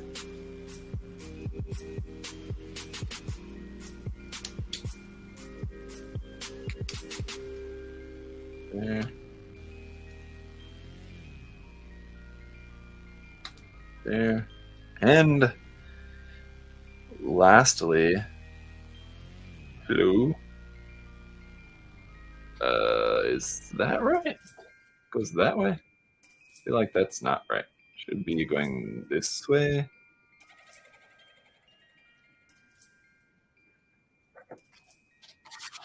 Looking at the wrong leg or something? No, that is right. Why is it going that way?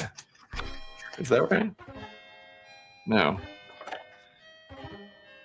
Oh, okay. No, I was looking at the wrong one. Right. Anyway, so yeah, there's one of the legs then done. Pretty crazy. As you can see, there's just a lot going on with this. Let me zoom in a bit, check our focus there. That. Here we go. Show you guys a little bit closer here. The leg. It's quite busy, but it's pretty impressive looking, I must say.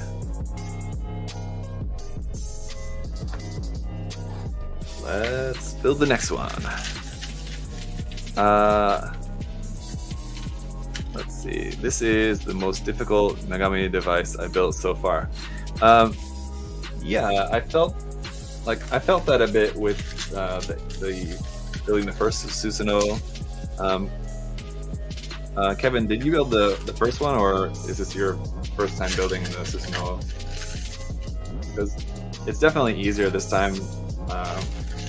It's not like it was difficult the first time, but yeah, like I mentioned, there was a couple of points like in the manual where, because it was just looking at it in the manual, it was a little bit difficult because there's so much stuff going on. It was a little bit difficult sometimes to kind of figure out the orientation of things. But now, because I've built the kit already before, I feel a little bit more kind of comfortable. I know what I'm looking at.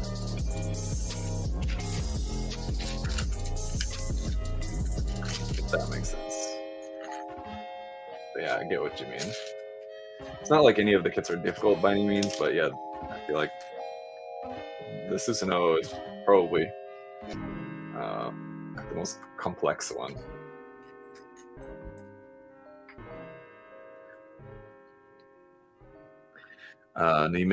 Kevin said he missed the original pre-order. Yeah, it was similar to what you're saying. Yep. Yeah, I always hesitate to say any kit is particularly difficult, just because I don't want to scare people off of a kit when there's really nothing particularly difficult about it. It's just like, I don't know. Yeah, you just kind of have to pay attention to like what's going on in the manual, and basically if you do that, you'd be fine.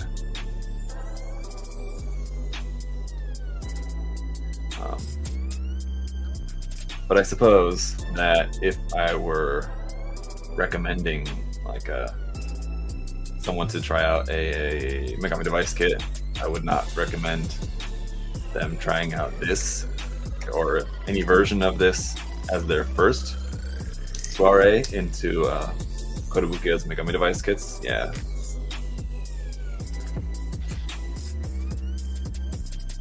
Probably not a good one to start off with, but it's not that bad.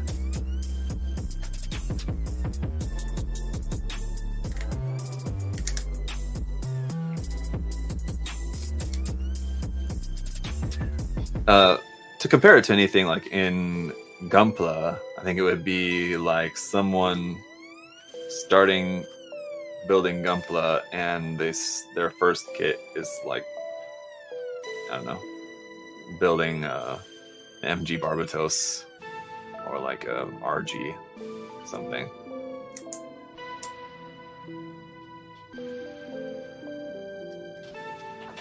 it would seem a bit intimidating for a beginner. But over here, there's so many reseller Megami device kits. Zarir said, "Where are you located?" And I'm sure that's the case in a lot of places. Which kit would you recommend to newcomers, Kevin said? From the Megami device line? I mean,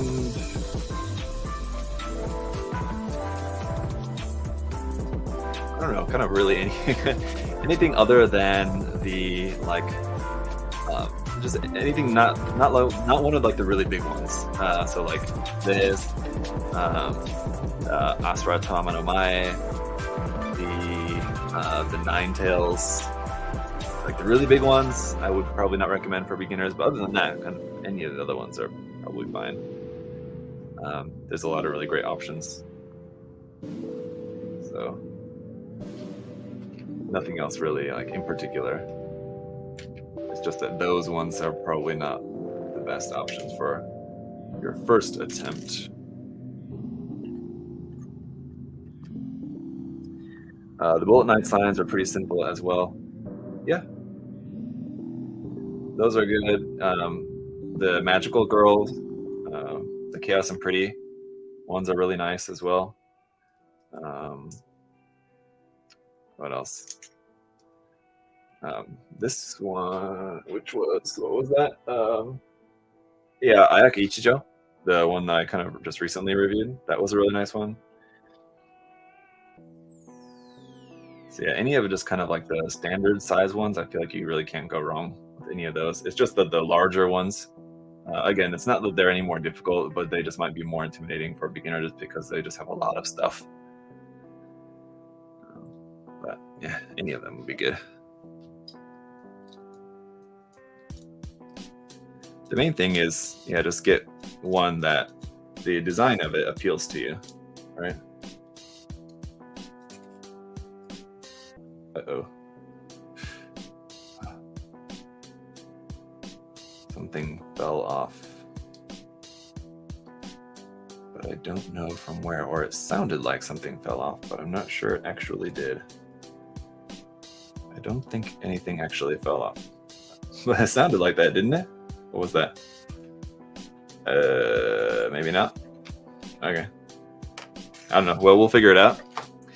It sounded like something fell off. I don't know. Okay. Let's see. It matters not. We'll soon find out.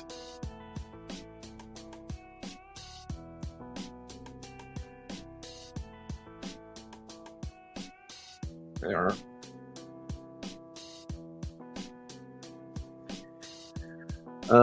My first RG was the Wing TV version. It got me hooked onto the RG line.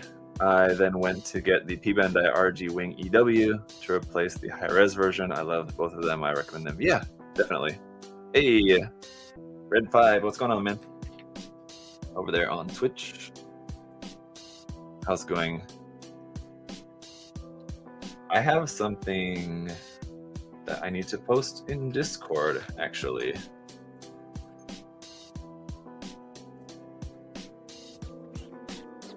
Let me go and do that.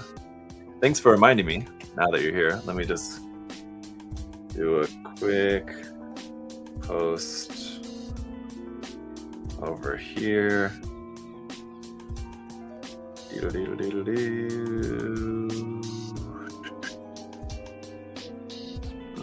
This one.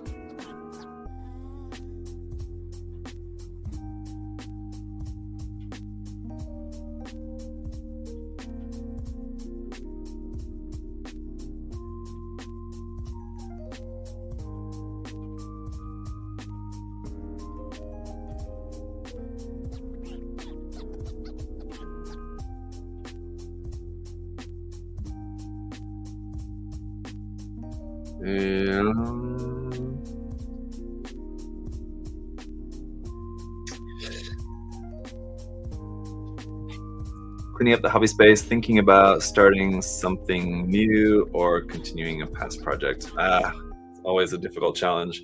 You always feel like you want to like go back and finish something that you started, but at the same time it's so difficult to avoid feeling the urge to start the next project that you have a fun idea on. Because then what ends up happening is that if you don't start, if you have a cool idea, but you'd rather like finish something else first, and then in the meantime, while you're finishing that other something else, you get another cool idea, and then the first cool idea that you had now is kind of like bumped, and now it's in a line of cool ideas that you're kind of eventually never going to get to. It's difficult. It's what I deal with on a daily basis. I feel like it's like every other day, or at least once a week, I have an idea of, oh yeah, I want to do that, but and like never actually caught up enough with anything to be able to like even start doing that. It's terrible. It's a struggle. It's definitely a struggle. All right, hang on. You just throw this up here.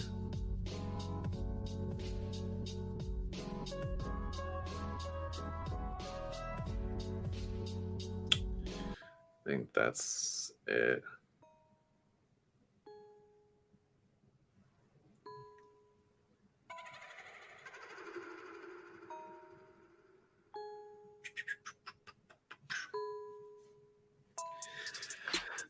Okay. Stock images as well as content creator shows painted parts. Like I said, not to scare beginners. Yeah. Through finding, I think the small dark blue part in the top right fell off. Top right. Oh, yeah, you're right. The small blue part is exactly what it was. You're right, but just like here off the side of the leg. Good eye. Yeah, I would have figured it out eventually, but glad you caught that. Thanks. Okay. Okay, let's finish up these legs because there's still a lot more kit to go. Once the main body's done, that's only kind of like half the battle.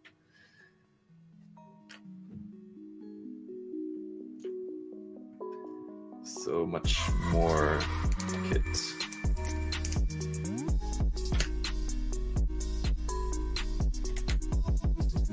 That's there, that's there.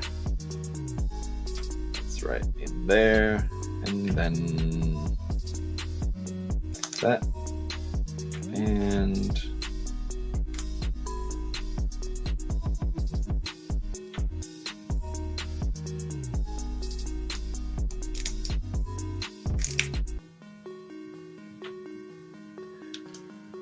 like that. Okay. Then here.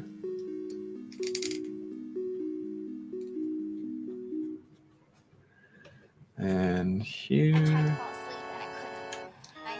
Here, just gonna slapping as much together as I can here before referring again to the manual, which I'll need to check the manual a couple parts here in just a second, I'm sure, but for the time being, I know there's a few things that I know where they go without having to check the manual. I can just kind of speed along through part of the build anyway.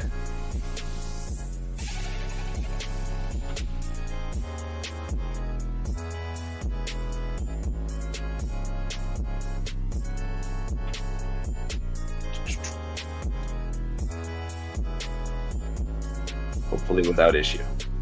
That's the key. It's there.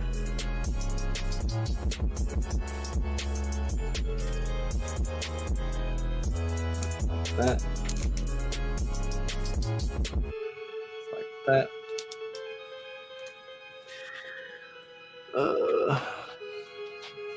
At least I think it was P-Band. Don't quote me on that. I could just have it confused with something else. If you're talking about like the RG, yeah. So if I remember correctly, the TV version of the Wing and the Endless Waltz version of the Wing were both standard release. The P-Bandai version was the Burka.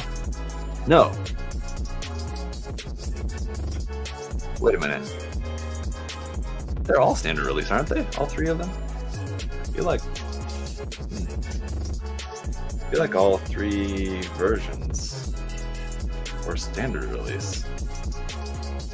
Am I wrong in that? Now I'm confused.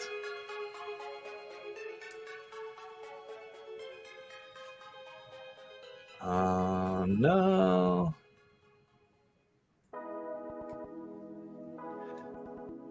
Because I'm pretty sure that I built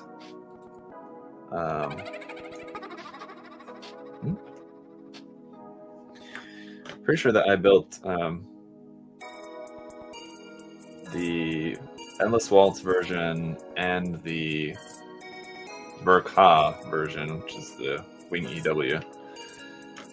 Pretty sure that I built both.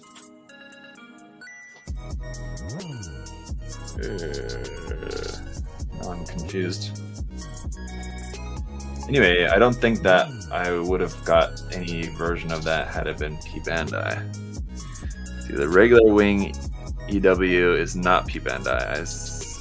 I somehow got the 2 Wing EW kits confused, or the other, and somehow my got stuck. Almost P Bandai. No, yeah, I don't think either of them were P Bandai, right?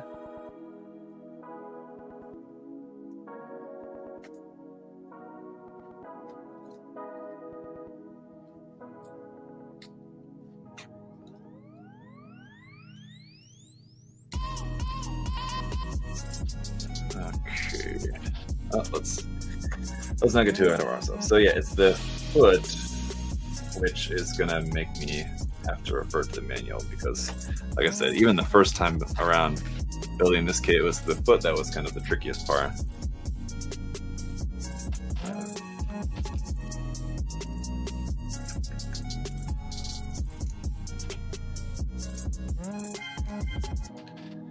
So that's like that.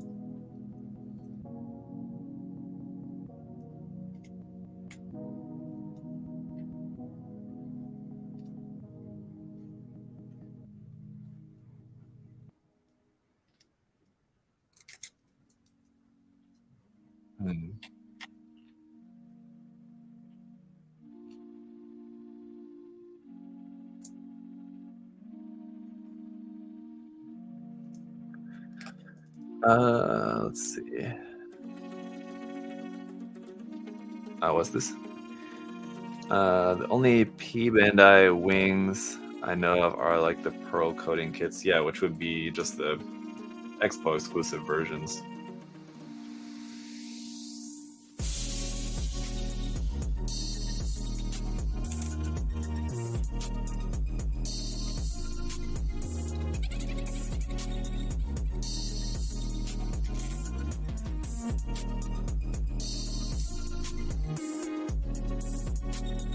Okay. Then this.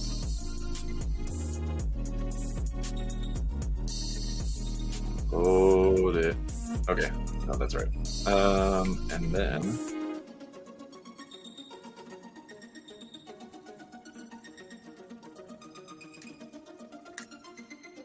Oof. I think I'm doing it. Uh-oh. Almost. Almost left off a piece. There we go. Putting this part of the, at least the front part of the foot together without the manual. There we go. And with that, put this on, fold that up, put these on.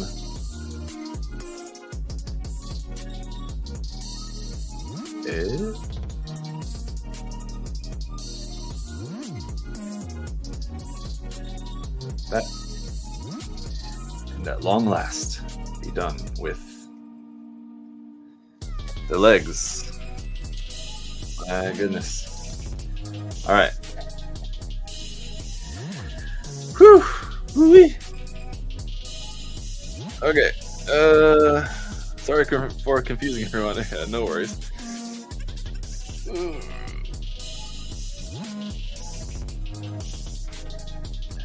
Squirrel looking one. The expansion of the RG wing. Okay. Alright, what's next?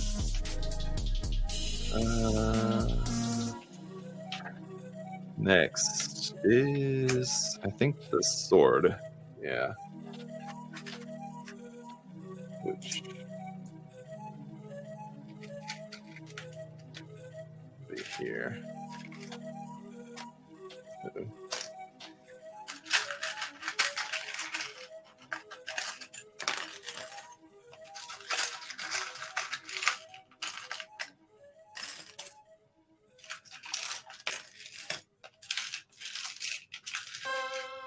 Got these next parts separated into like, this is all the parts for the sword and for the base as well.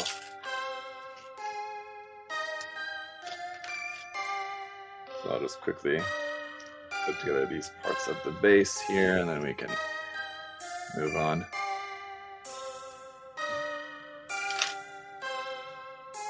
Sweet.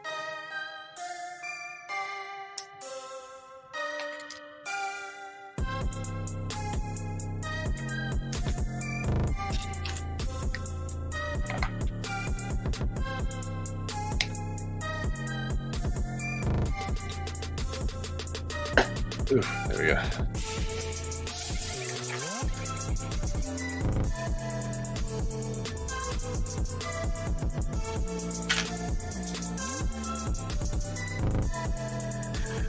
All right, has anyone built the Susan Effects version of the RG Dreisword? No.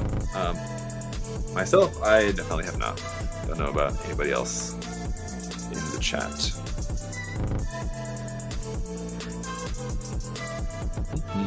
That's not that.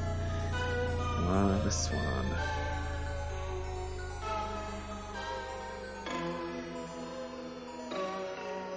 And the other side of this. Let's see. Kevin, if you're still watching, Kevin who was here with us in the chat, who is also building this kit at the moment. If you're still with us, Kevin, where are you in the build? Are you at a similar point as I, or further, or not as far along?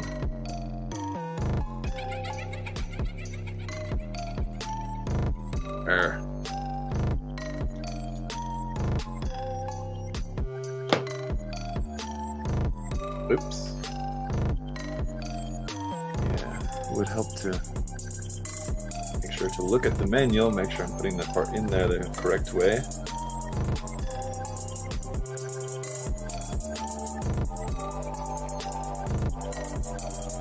Now that tag is slightly bent, here we go. Kevin's building the legs. Good luck to you. As you just saw, while I was putting the legs together, yeah, it's quite arduous process. The legs, there's a lot of stuff there.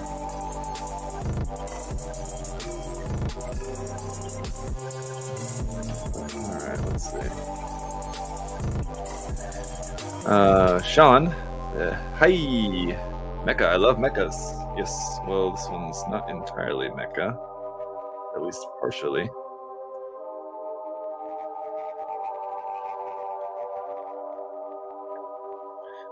Basically, everything that we have left to build with this is all mecha, at least. So it's all just the mechanical sections. All the musume aspect of the build is already done.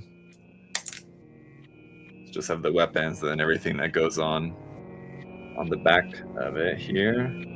So first, the sword is really cool, by the way, and it's because it's a sword that can just be like one solid sword, or it kind of stretches out, separates into segments that kind of make it kind of like, I don't know what you would call it, so like a rope sword, if that makes sense. The sword doesn't separate entirely, but it's got like a bunch of hinges in it so that it can be a sword. I don't know, it bends? How would you describe that? I don't know.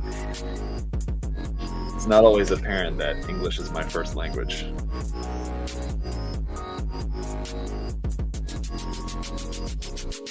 Movable sword? I don't know, that also doesn't sound right. Anyway, as I was mentioning earlier, the only game that I really play these days is Genshin Impact, and I am a big Kuki Shinobu fan who has a similar type of weapon, kind of as her not actually like playable weapon, and sort of, I don't know, you guys know what I mean. If you play the game, you know what I'm talking about. It's kind of her like idle animation weapon and part of her skill, but not actually like a weapon in and of itself. It's just a kind of part of the animation of her character, basically, but has a sword that separates. I guess would be the best way to describe it.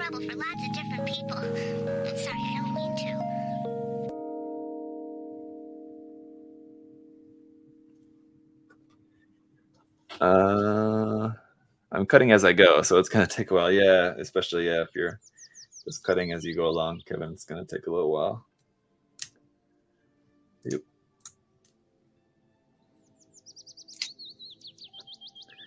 Let's see.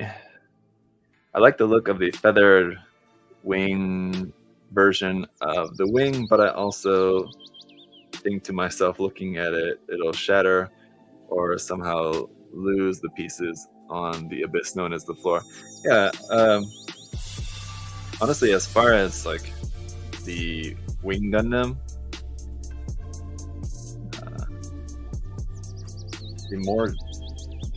the one that's kind of more difficult because of that is like the master grade, really. I feel like they, as far as I can remember anyway, that they engineered the RG pretty nicely in that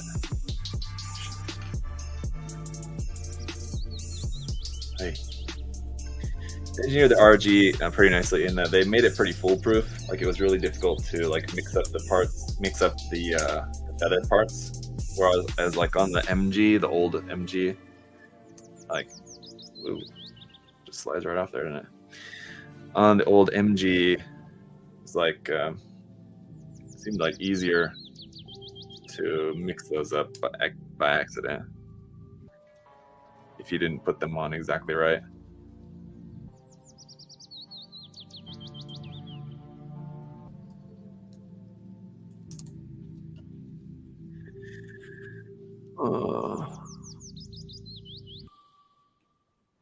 Are there any kits that you'd like to see done in a different scale that you think would be better, be more detailed version? Like, I would love a 1/100 scale version of the Girazulu. That's one that often comes to mind, especially as of late. And I did miss an effect part there. I was wondering, is there no effect part for the middle section? There is, I just didn't see it clearly in the manual. So it's a perfect example of what I was saying earlier, that this kit is not more difficult by any means than other Megami device kits, but just because there's a lot going on, so it's easy to miss something, which just happened. Kind of the way it's illustrated in the manual is kind of more difficult to see.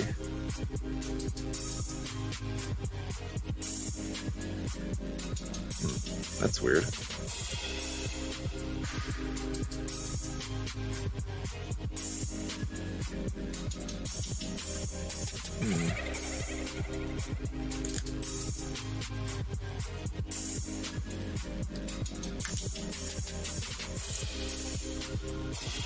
That kind of like barely fits on there like that. The effect part anyway. Okay. Let's go ahead and put this effect part on here first before I forget. And this goes. All right.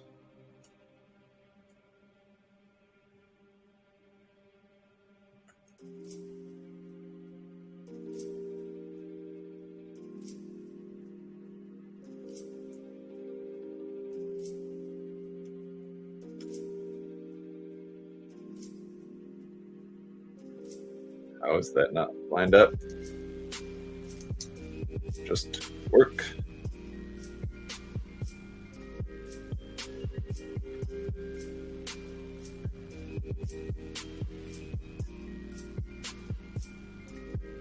Okay, so that's the sword stretched out, but then it folds up. In order to do that, we have to switch it around the other way. Here's the handle. That plugs onto there. This part goes here at the end of the handle.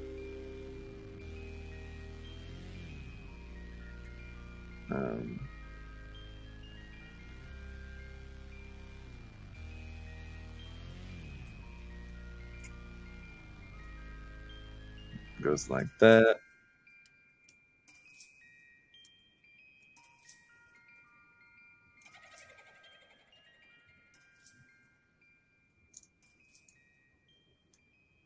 Hey, listen. There we go.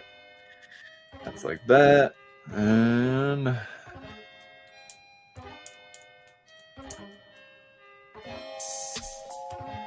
all folded up. There we go. All the blue parts fit together, and then all the flame parts all fit together like that. Okay, for the folded up version of the sword. A little bit of a puzzle to get everything all fitting in properly, but there you go. Once it's all folded up, quite impressive looking. Now, what I would do if I was you guys, and I had better go rescue my runners, which are already in the recycling bin at home.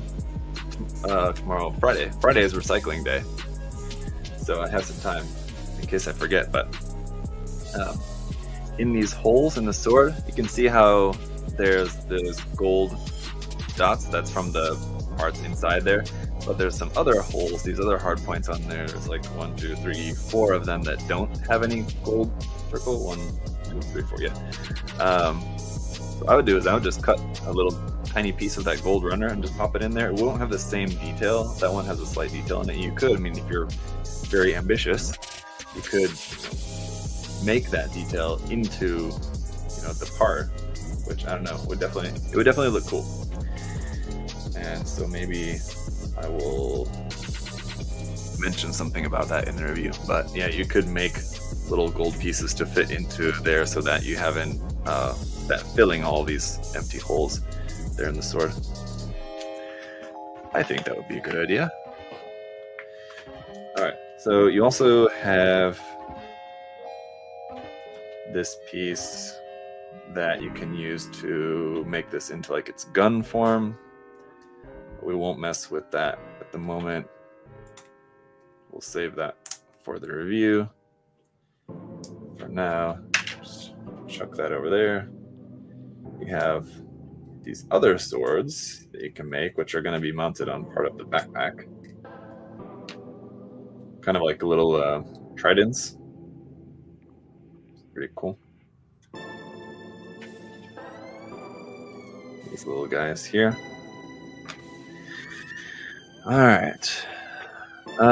Can you finish this in one stream? I finished my Susanowo about 3 days. Well, I mean, what was it? Tsumiki. Yeah, Tsumiki. I already, like I said, I spent like one evening, which was probably like 4 hours or so, just cutting out all the parts, and then 2 evenings, so like another 4 hours, 4 or 5 hours. So probably then another 8-9 hours ish, just getting rid of all the nubs on all the parts. So there's probably like, I don't know, 11, 12 hours, or yeah, 12-ish hours of just prep time before even sitting down to put the kit together. So yeah, I mean, take that into consideration. Okay, so the backpack part is already done here in the manual, so somehow I passed that, or I didn't. Where's that?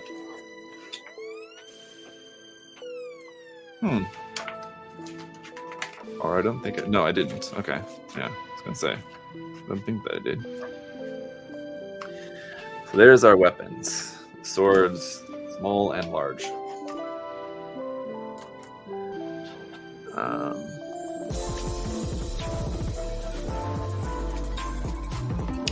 I've not painted my Verka. I have 2 Panaline ones. Amazing. Oh, I see. Thanks for the tip. Yeah, not really a tip, I guess, but yes, that's how I'm able to sit down and put the kit together in a single sitting. But no, it's a big kit with a ton of parts, so it's gonna take you quite a while. To build this kit in one sitting, just like from start to finish, I mean, like without doing any painting or anything like that, just to build it, cutting out all the parts, and then actually putting the kit all together in one sitting. I mean, like you could knock it out in a day. Yeah, it'd be a long day, and it just depends on how careful and tidy you were with your cleanup. You could just cut everything out just with nippers and not do any further cleanup. Just do like flush cuts right up against the part. Don't recommend doing that, but if you do that and just putting everything together, then yeah, I suppose building the kit in a day is totally doable. But I imagine most people are probably not going to do that with a kit like this.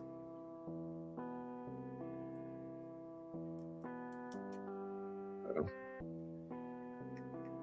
these claw parts for the big kind of claw sections, clear parts need to be evenly spaced. It's kind of tricky.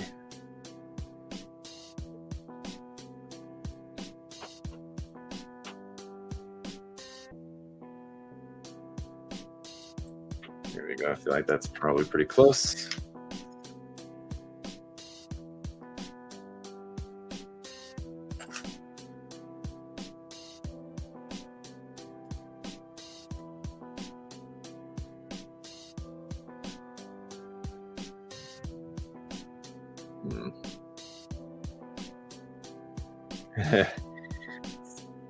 Easy enough to get 2 into place. The third one's kind of tricky, but then once we actually connect it into the next part, it'll be fine.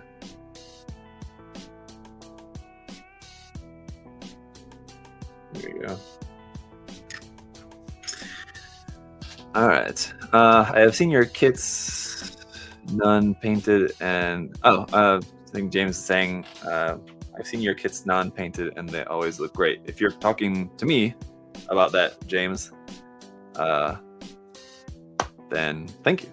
I mean, I try to make the kits look as nice as I can just for the review. But yeah. I mean, I can't. One thing that I would like to do that I kind of wish that I would maybe spend more time on sometimes is before doing the review would be to actually at least just kind of line the kits, whatever, especially on kits that have a lot of white parts, just to make it easier to see all the details and everything. Hang on.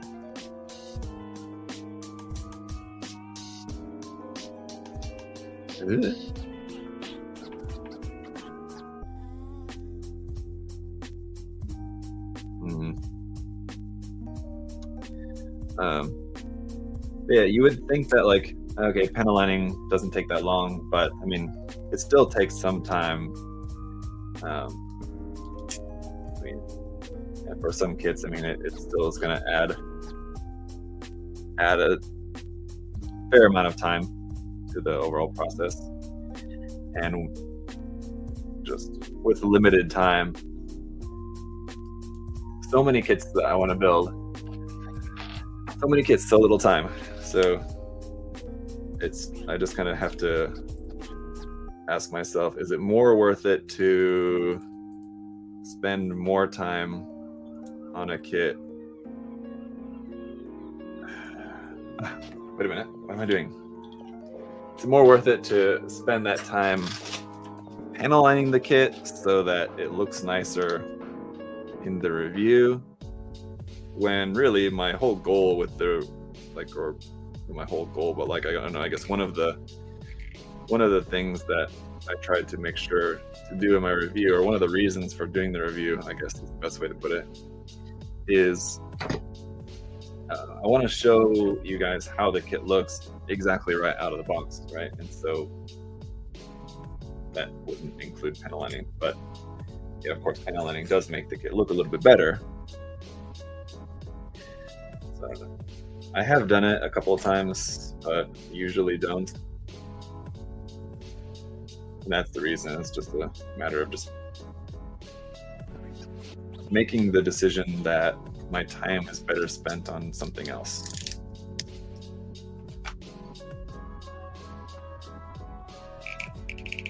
Maybe you would disagree. In the middle of building a custom 1/35 scale Nachin tank right now, kit bashing it with the Kagatsuchi. That's the Type 48, right? Ying. No, wait a minute. Who said that? Oh, Mushinen.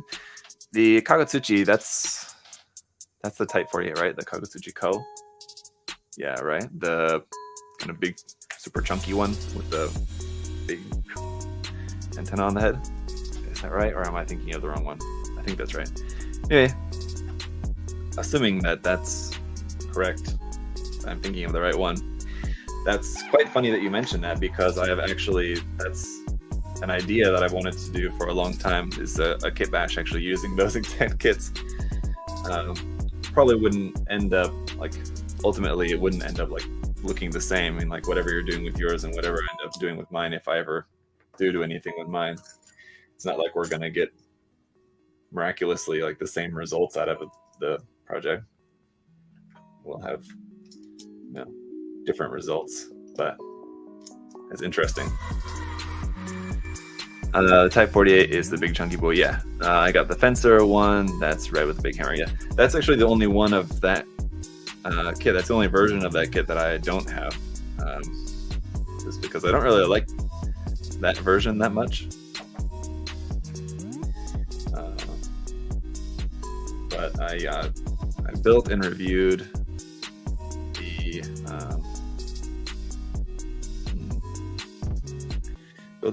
the original one ages ago now. It's been quite a while. And then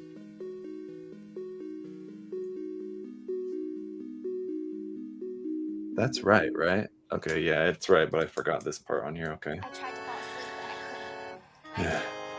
Felt like somebody was sitting there looking at me. Built and reviewed the original Kagotsuchi, and then I Came over to the have the sniper type, lay down on top of which I've had in my backlog since it released, and I've still not ever actually gone ahead and built the dang thing.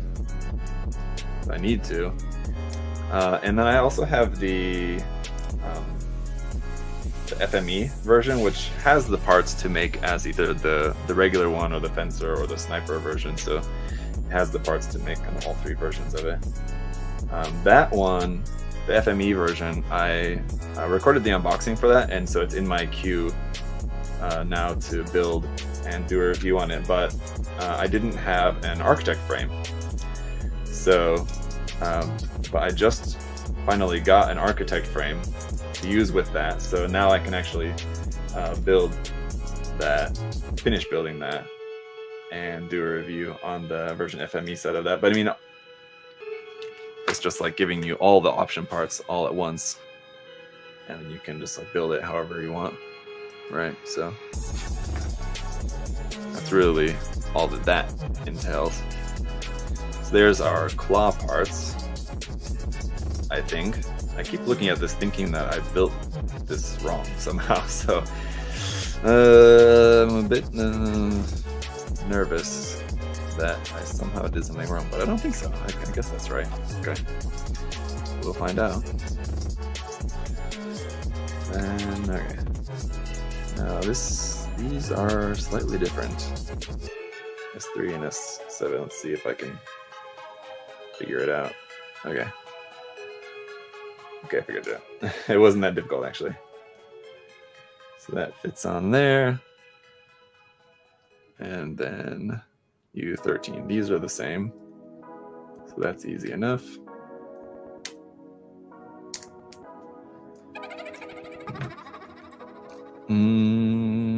Let's finish this first. So this one goes here.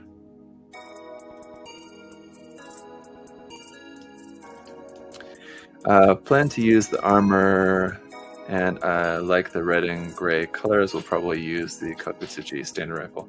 Oh yeah, the other thing about that, just continuing on the story of the Kakutsuchi and Nachin K-Bash. Yeah, I also have the add-on set for that, for the Kakutsuchi, the kind of like booster, it's like that, I can't remember what it's called. It replaces like the lower half of the body, basically, with just like this big kind of booster unit. It's quite cool looking, but that's what I also have for that project. So yeah, I want to take that with the Nachin tank, the Kotobuki Nachin tank, and kit bash it, yeah, with the Kakutsuchi and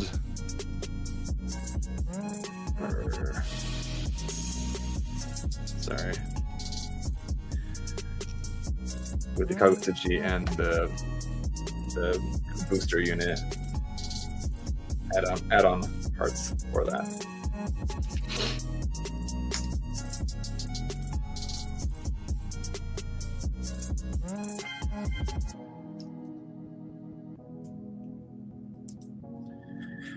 Whew.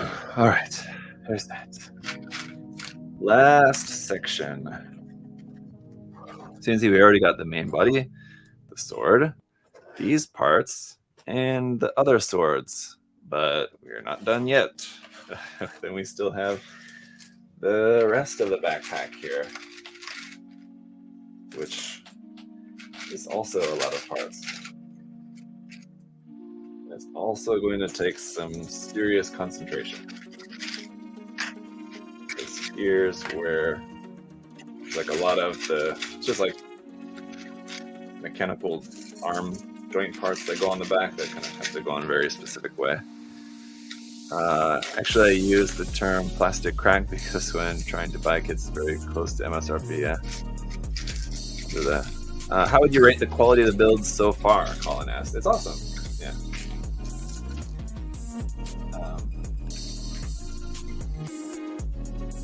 Megami device kits, especially from Kotobuki, are very solid across the board. Like, there's not any Megami device kit that, in my opinion, really feels like kind of less in quality than others.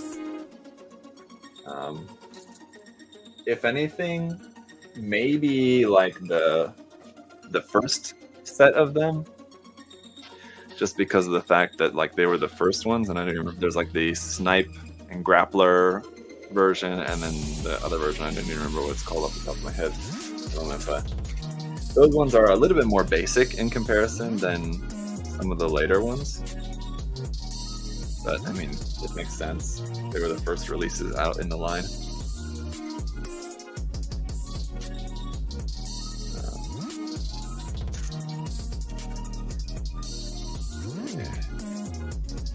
All this clear blue and gold. Can't spell up from down these parts. But here's what I was looking for.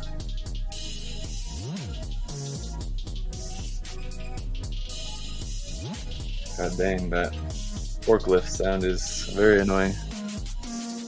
So we got I was gonna say we got a new forklift. It's not like we had an old one. We got a forklift here at the warehouse today. It was delivered, and you guys Hopefully you guys can't hear it at all, but I mean, I can hear it backing up, going beep, beep, beep, beep. If you guys can hear that, that's what that is. It's the forklift. And on days when we're especially busy down there in the warehouse, where we got like lots of deliveries coming in or something like that, where they're just going around with that forklift and hearing that beep, beep, beep, beep a lot, it's gonna be it's gonna be a little bit aggravating. Megami devices are easily the best in terms of quality, in my opinion. Yeah, for sure. There's light armor Susanowo Souen. Ah, yes, I think I remember seeing about that. I think I remember seeing that. Yeah. I do remember that actually now. I have that same Kagutsuchi expansion set somewhere in my pile of shame. Yeah, I was thinking of going to use it for a Frame Armor's Girl. It's a really cool option set. Yeah, the option set for the Kagutsuchi Ko. It's one that I've wanted for a long time, and I just never got it because I just kept thinking like I was just waiting until I was able to find it for like just the right price. You know what I mean? Because it always seemed like just a little bit more than what I wanted to spend for it. And like I always thought that it looks really cool, and I'm sure it looked really cool for doing some kind of kit bash, right? I just never had a solid idea as to what that kit bash exactly would be. So I didn't have any reason to immediately go out and like buy it, unless I either had a really good idea for it, or I was able to get it for like a really great price. And so I think I did finally get it when it was on sale. I believe that's what happened with that. So. Yep.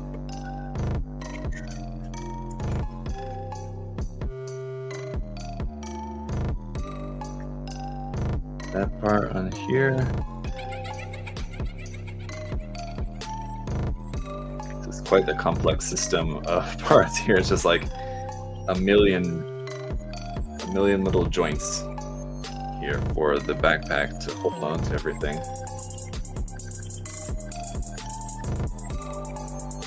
But we're almost done. I want to just finish this.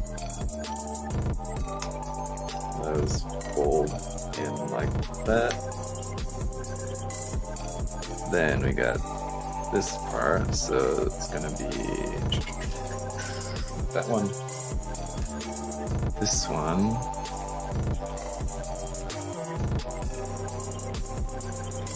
Not that one. This one, like that.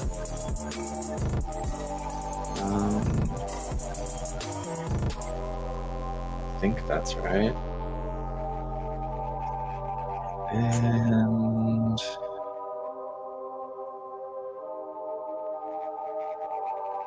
that's like that. How do I smell something burning? It smells like a candle or something. That's concerning, because if there's anything burning in here, I'm just like trapped up here in this room.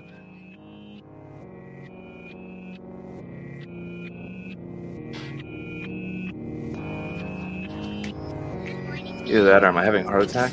Don't they say that like you smell smoke or something like when you're having a heart attack or like a stroke or something? And the smell and the sound all seem like they're brand new and fresh this morning. It's like my camera overheating or something?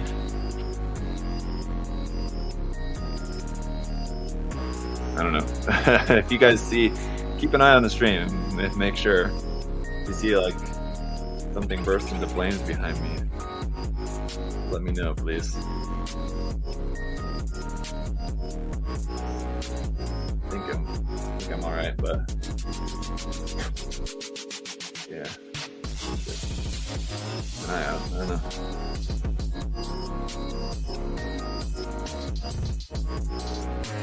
That's not right.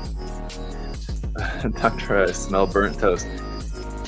Sometimes it's the camera. Yeah, that's what I'm thinking. I think it's just the camera. I don't know. Giving off an odd scent.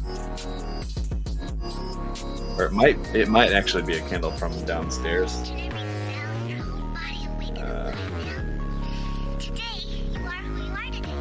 Like the ventilation is connected here, these offices and the downstairs offices, so I can sometimes smell stuff from down there, and vice versa. They can sometimes smell stuff from up here.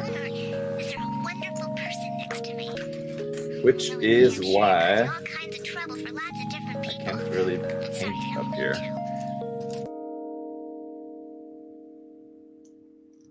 One of the reasons why.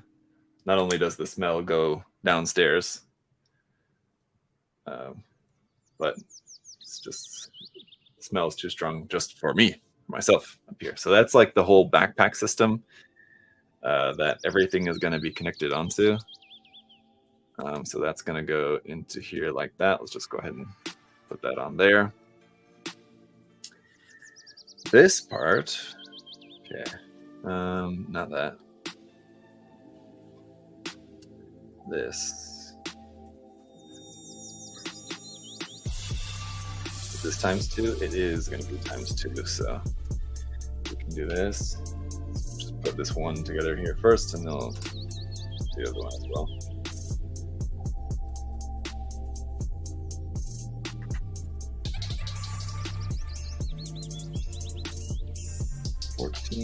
And 4. Let's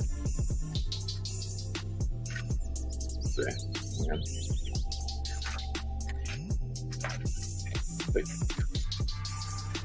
Make sure I'm doing the right ones here. That's there. Like that. Okay, I think I'm right. These parts look exactly the same, though. No, that is slightly different. Okay. No, that's right. Okay. I had it right.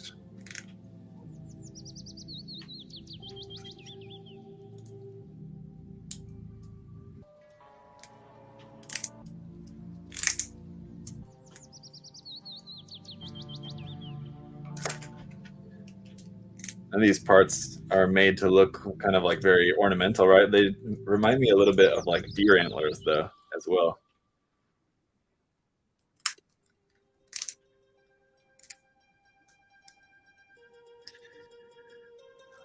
All those blue flames, yes. Yes, we still have some more of those to add on as well. That's right. Just kind of move everything out of the way here a bit so I can see what I'm doing.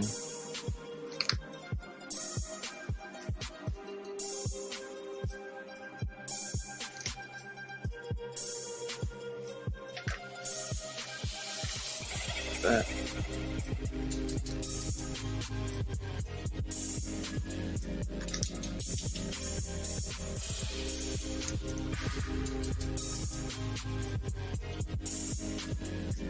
Yeah, it's going to be a tight finish here. I think we're going to make it. Almost there.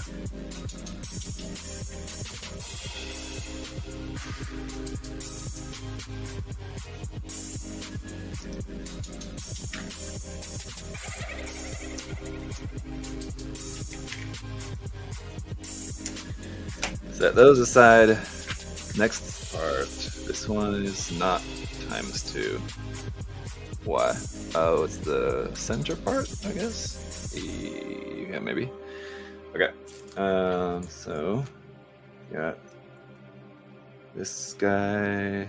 Yep. Okay, yeah, this is, I think, a new part.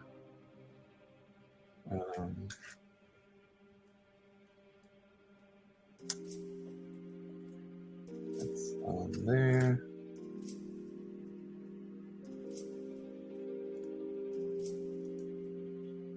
Wait a minute. That's not right. But neither is that. Wait a minute. Okay. Hey.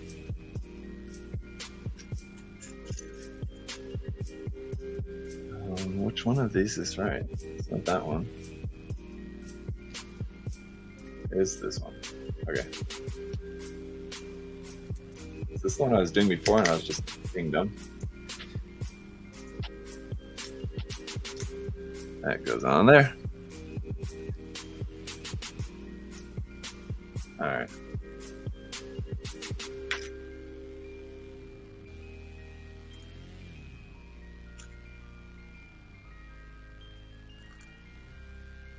Oh, that's not right. There is going to be another side of this. Okay. So I should be doing it ×2, but I guess it's kind of opposite. So just to make sure that it's not going on there improperly.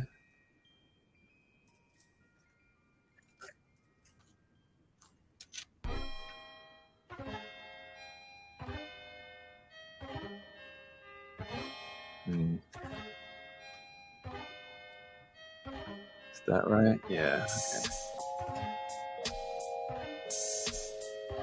Okay. Oh.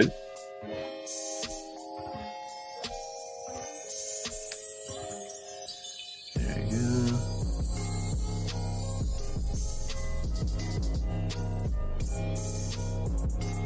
And let's see. Ooh.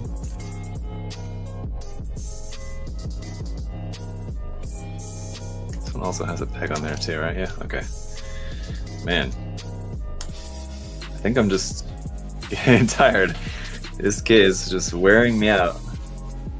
Just struggling, trying to get these last few things put together. That exhaustion is setting in. This part should be ×2. Okay. One goes on one side and one goes on the other. Okay, so like that.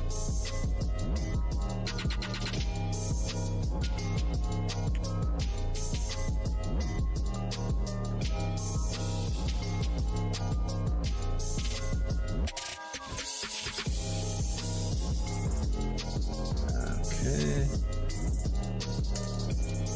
From there.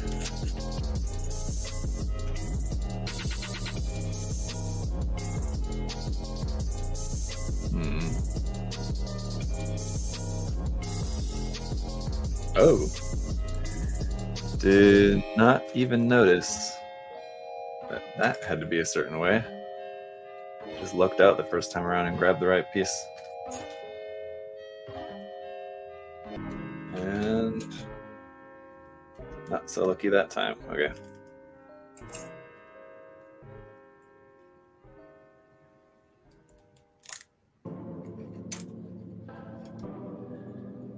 That goes there. I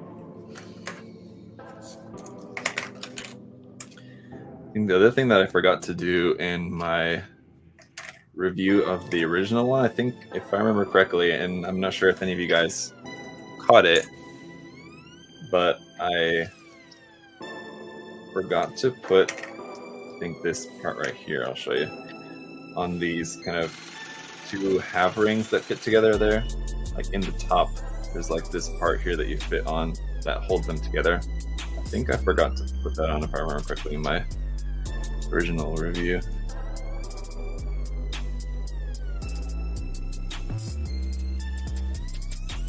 That goes here like that, right? Okay. All right, we're almost there. Oh. And lest we forget, these white parts on here as well.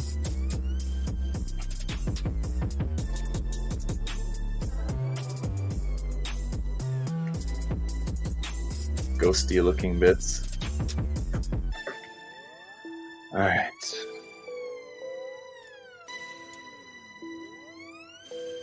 It's the last bit.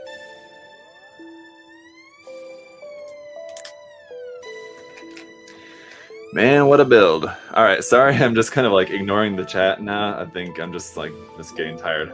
So a long build like this just really wears me out. Sorry, guys. Yeah, it's a long time to be focused on the build and also trying to be focused on paying attention to the chat there with you guys. So apologies.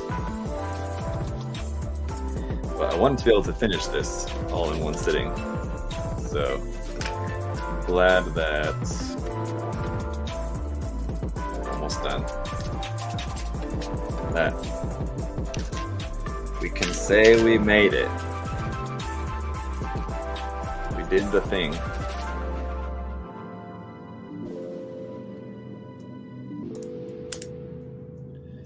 Because once we put this on here, right? Yeah. Like that. Oop. We need this piece here.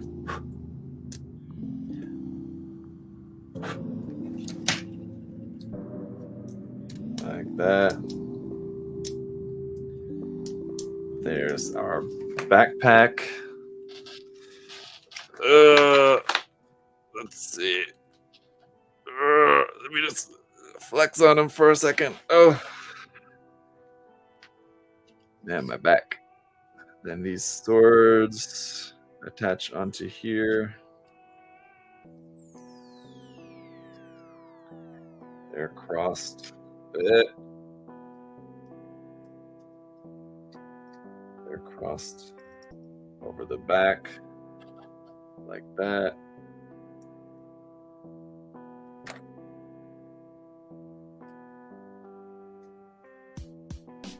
Why does one look longer than the other one? Probably just some kind of optical illusion, but that's strange. Okay. Don't even this manual. It's like it's showing me something else. Looking at this thing, like, do not even try to tell me that I'm not done putting this thing together, because, bruh, I know we're done. That goes like that. These fold. That connects onto there. That rotates around to the front.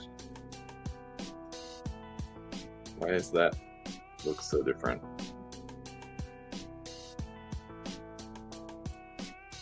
The angle is slightly different, like that or something. And lastly,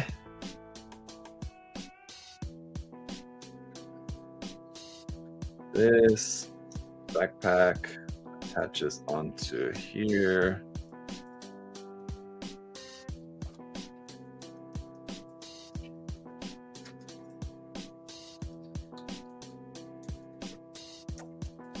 All right, no, come on.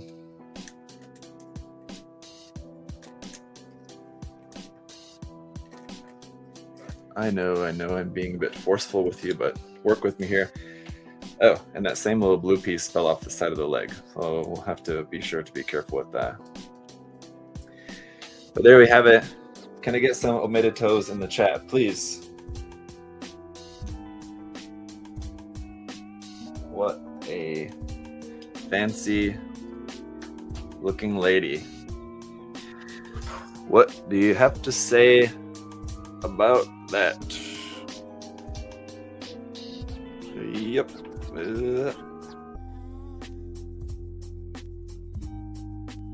There we go. Oh, all right. Let's go home. Let's go home. I'm tired. That was a challenge. Not a challenge, not difficult. It just takes a long time. There's just a lot of kit to build there at this one, but it looks amazing.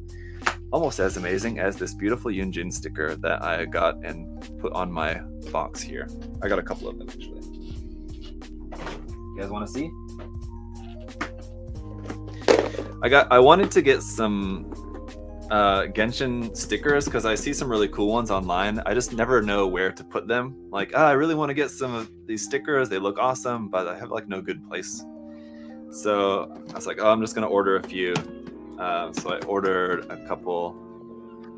I was like, I'm just gonna order them and then I'll find a place to put them. And it's like, oh, I'll just put them on my boxes that I use for kits because then it's just on a, you know, something that doesn't really matter. So I got my Cookie sticker and Shenha sticker, and then there's a Kazuha sticker as well, who's on the box, which I have at home. So found a place to put my Genshin stickers.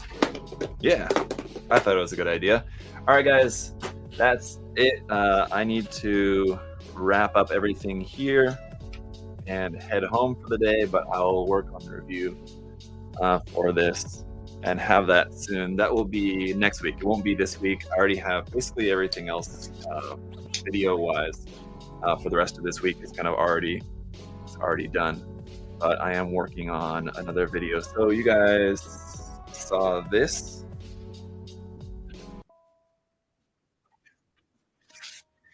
If you saw this MOOC review from last Saturday, there's a lot of really cool stuff in here, and so I thought I want to actually pick out a bunch of stuff from here and actually demonstrate that, try out a bunch of the different techniques in here on a kit. So that's what I'm doing. I'm working on that. So I